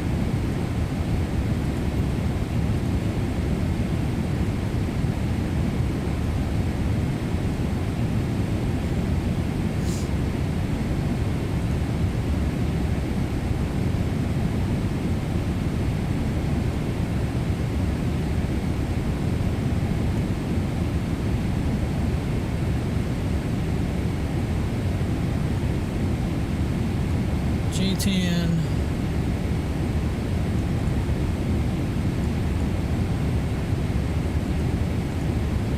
Let's see, we're at Mo. Which we already passed, so it's route test J10.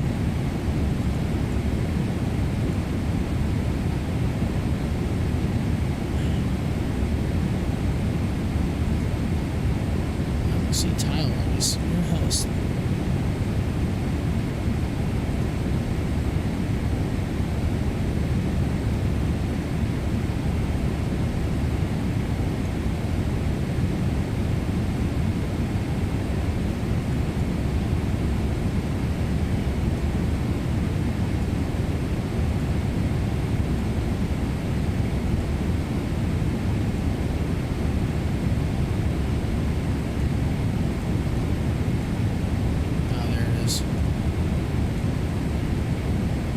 Okay.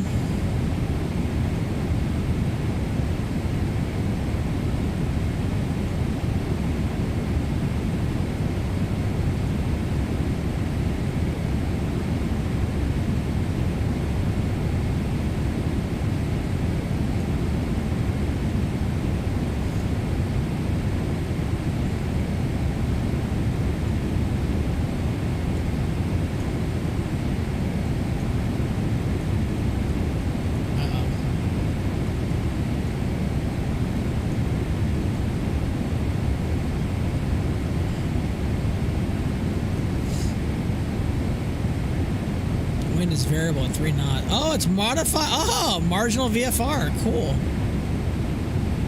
This will be fun. I like that.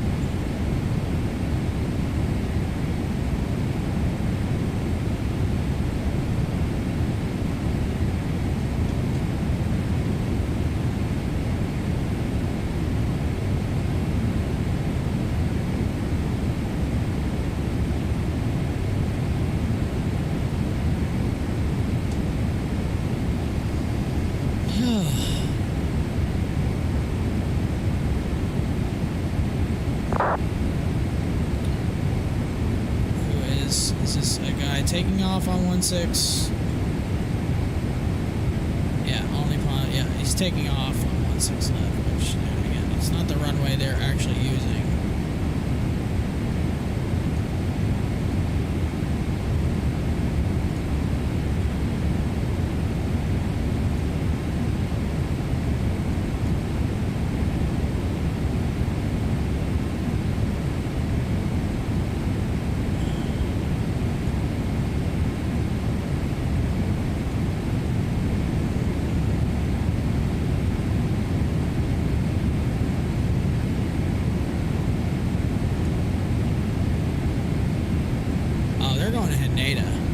They're going to Narita. Okay, that's a different run. That's a different airport.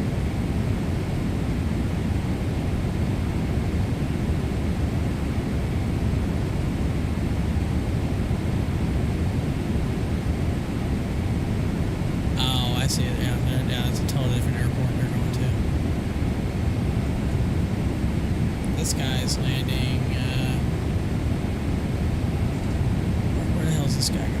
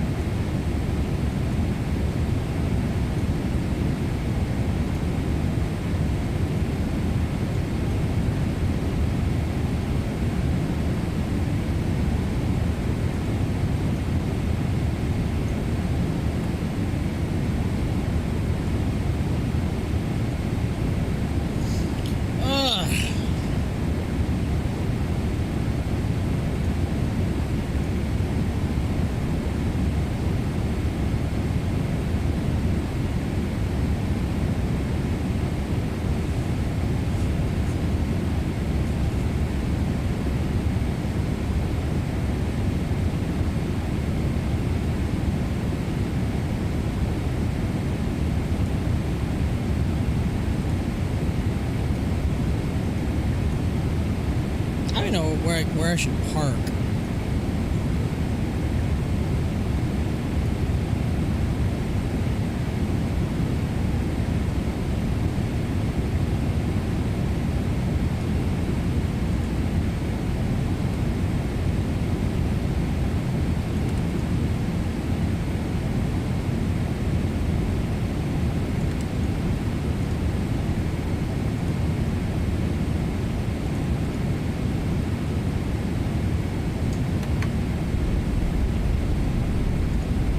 Alright, on descent into Haneda.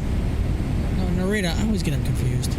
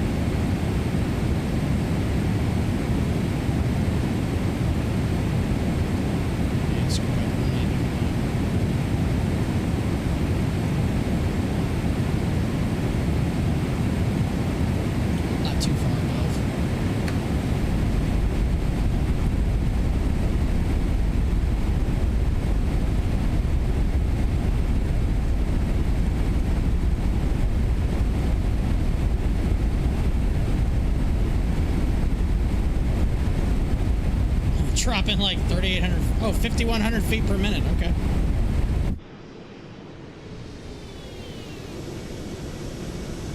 Straight nosedive.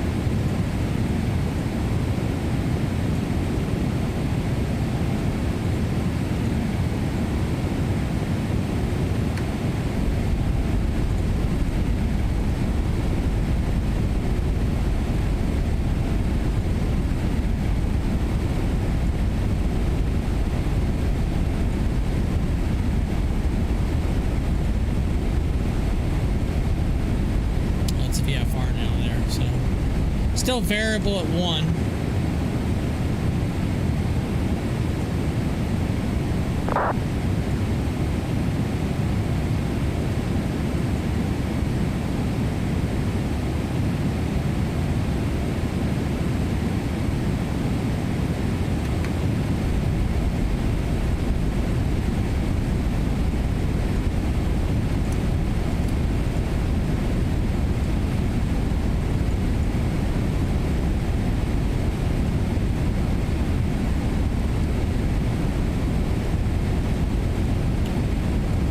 Braking complete, altimeters done, also landing next checklist.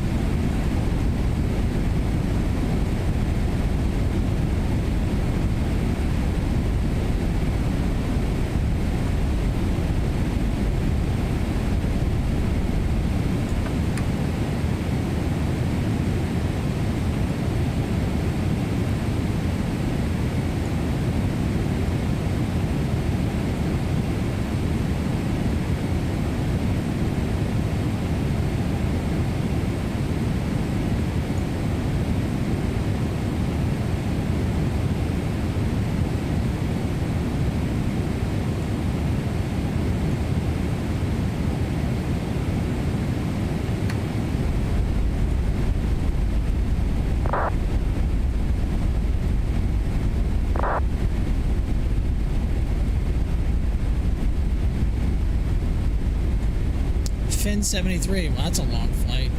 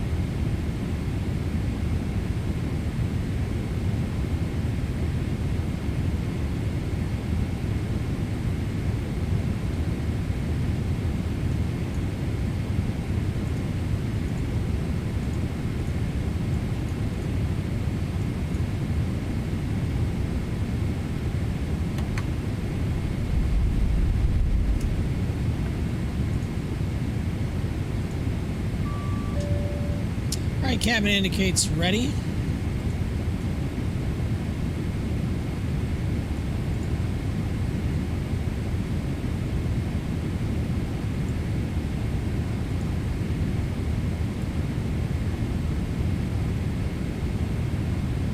Still at 20 miles out, 38 miles out.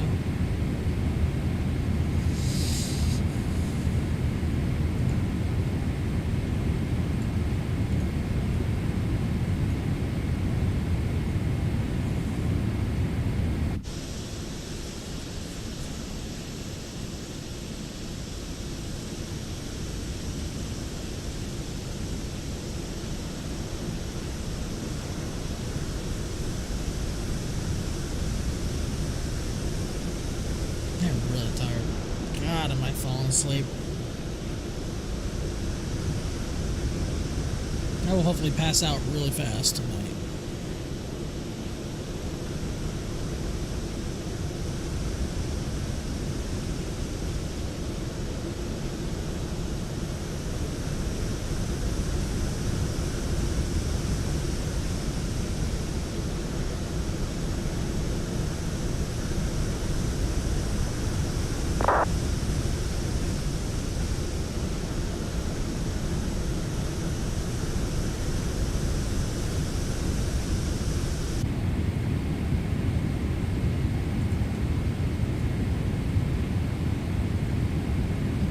Miles from the airport.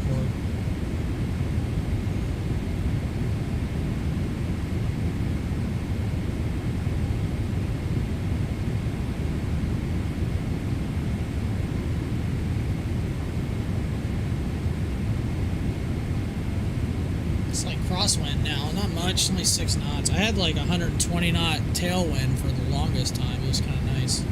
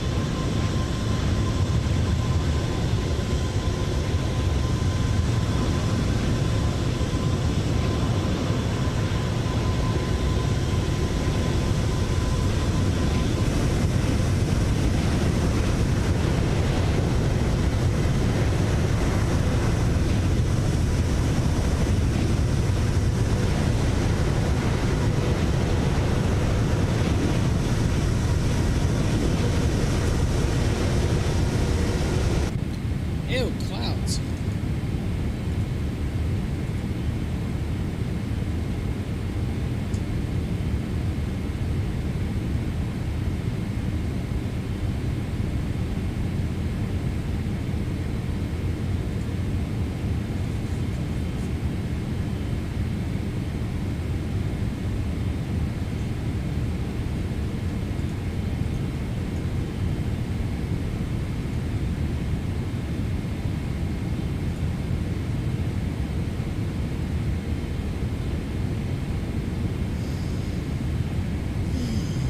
How's it going? It's going well. We're about to land here in Tokyo, Narita. Took off out of Hong Kong about 3 hours ago, something like that. So, doing well.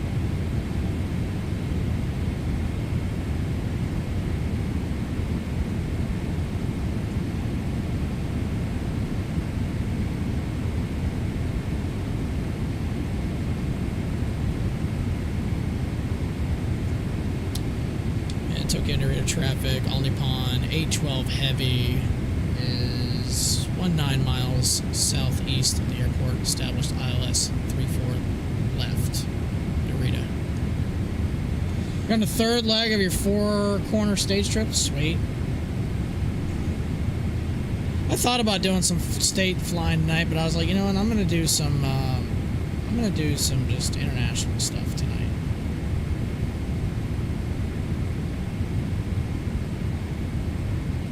So that's what we're doing.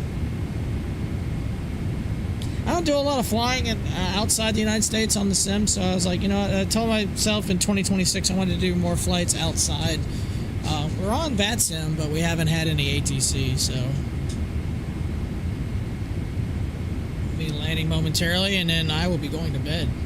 Started in Denver, went to Salt Lake, and down to Phoenix, and now heading Santa Fe up to Denver. That's pretty fun.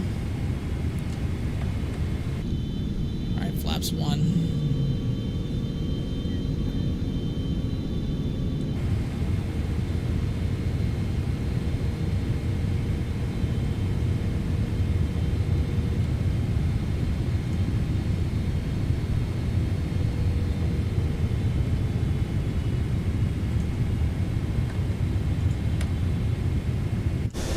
You're down.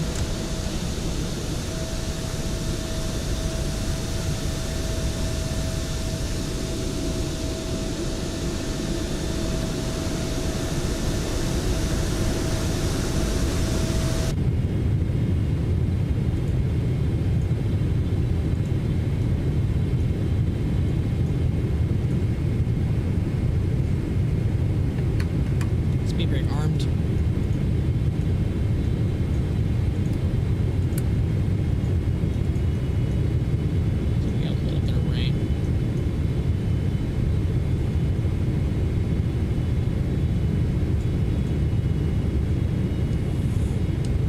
Narita traffic, only pond, 812 heavy, 10 mile final, runway 34 left, Narita. 1,600 nautical mile trip. This flight was about the same distance. At least I think it was. I don't remember. I think it was like 1,700 miles. Actually, it might have been more than that.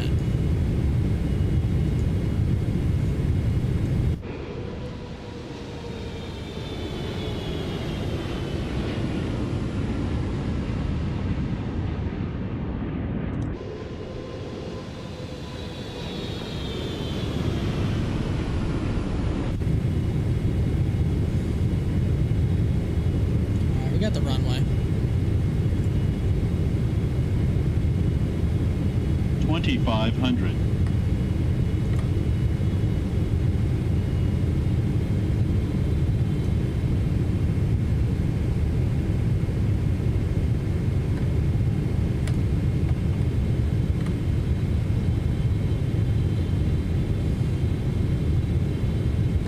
All right, flaps going to full.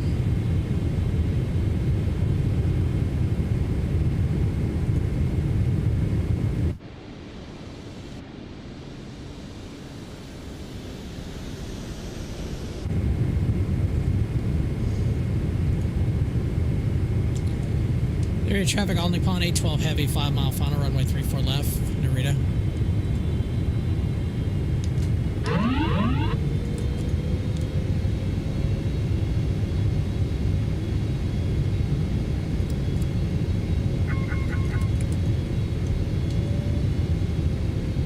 All right, my controls, my aircraft. Let's bring it in.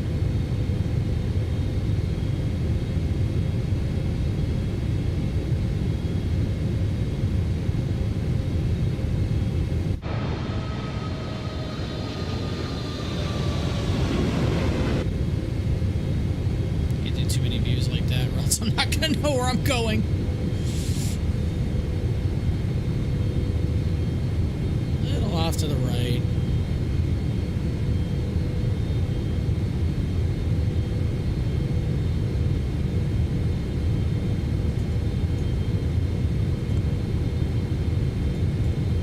$1,000.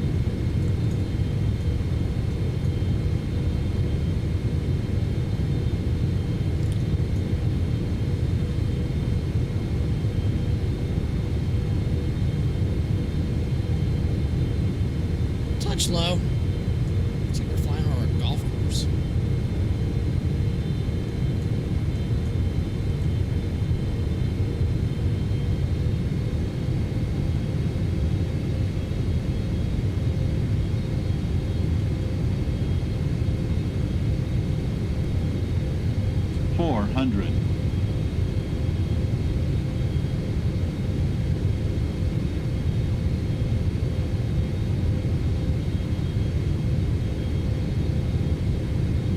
300.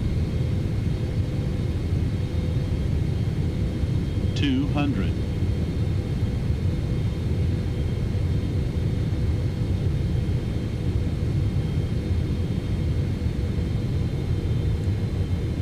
100. 50.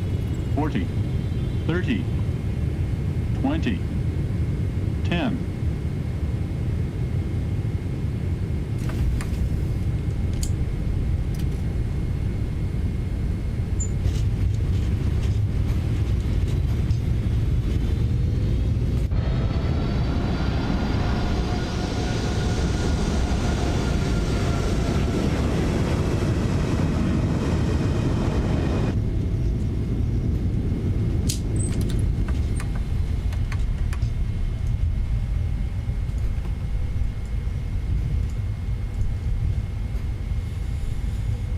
And Narita traffic, Omnipon 812 heavy, clear of 3-4 left at Alpha 5. Narita. Pretty good landing, I think that.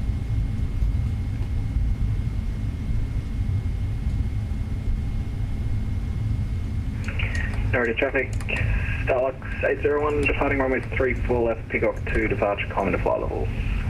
Narita traffic.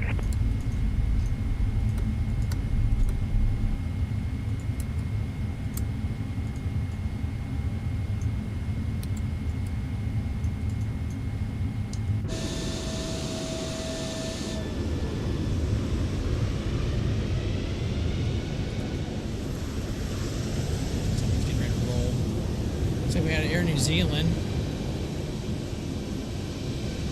I'm gonna go Terminal 1, I guess, right here.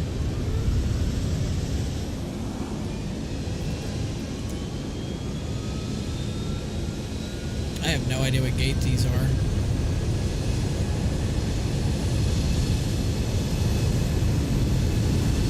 Where's this gate at? Oh, over there? Cool.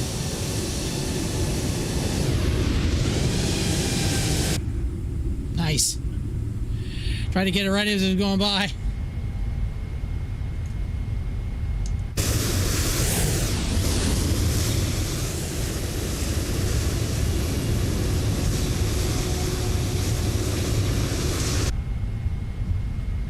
I don't even know what stand I picked. I honestly don't remember.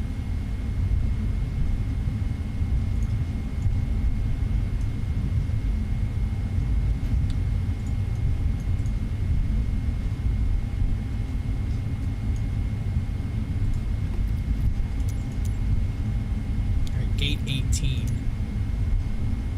Oh, that's a funky ass gate. I don't know. Can I get in there? Apparently that's in here.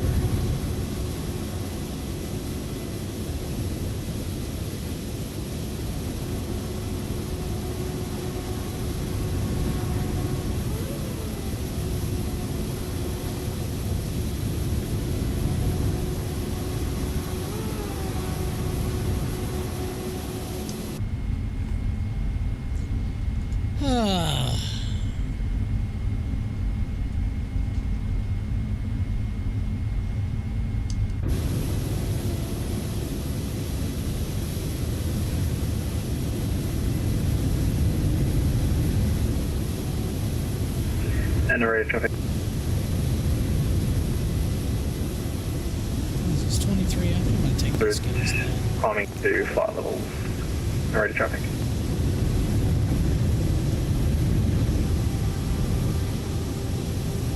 It's right here.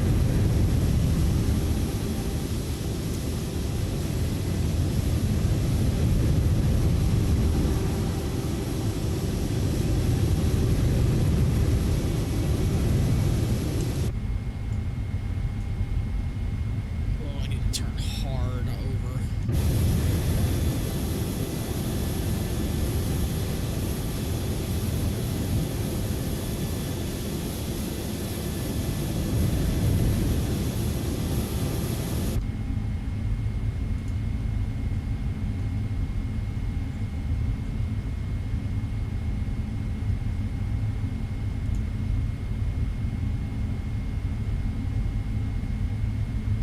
I don't see a marshaller, so this ought to be fun.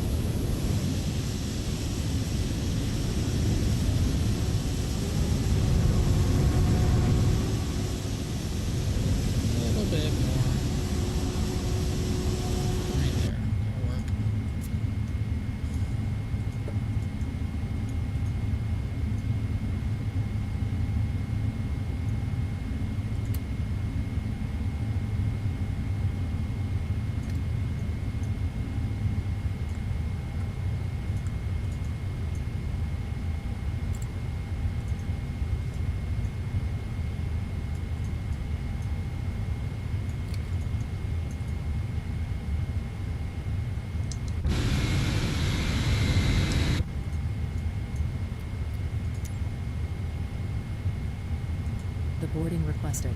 Parking was fine. Shut up.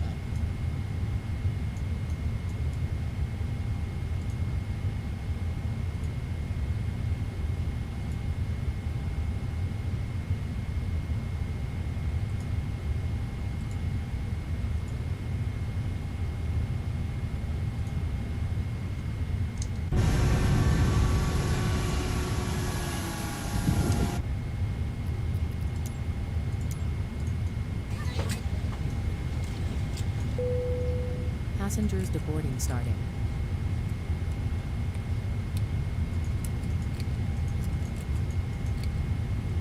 Fuel pump's coming off.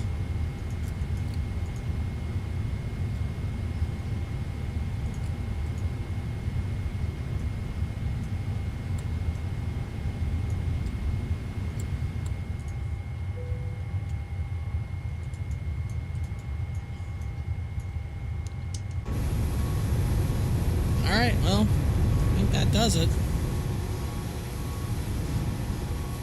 That was fun. Cool flight. Good time.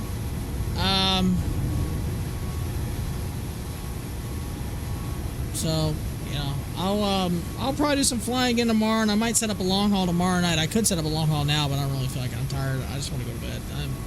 I only slept like 3 hours last night, and I had to work 12 hours today, so I'm kind of beat. So I'm gonna head out for the rest of the evening. Hope you guys have a fantastic rest of your, I guess, Sunday morning. Now is where I'm at. It's Sunday morning at 12:37 a.m. So I'm gonna head out for the evening. I'll be online again tomorrow. Probably do some more flying. Probably do some more state flying. We'll see. I might do some European flying tomorrow. I might. We'll see how it goes. So, all right. Hope you all have a fantastic rest of your day, evening, morning, wherever it's at, and I'll catch y'all later. Have a good one.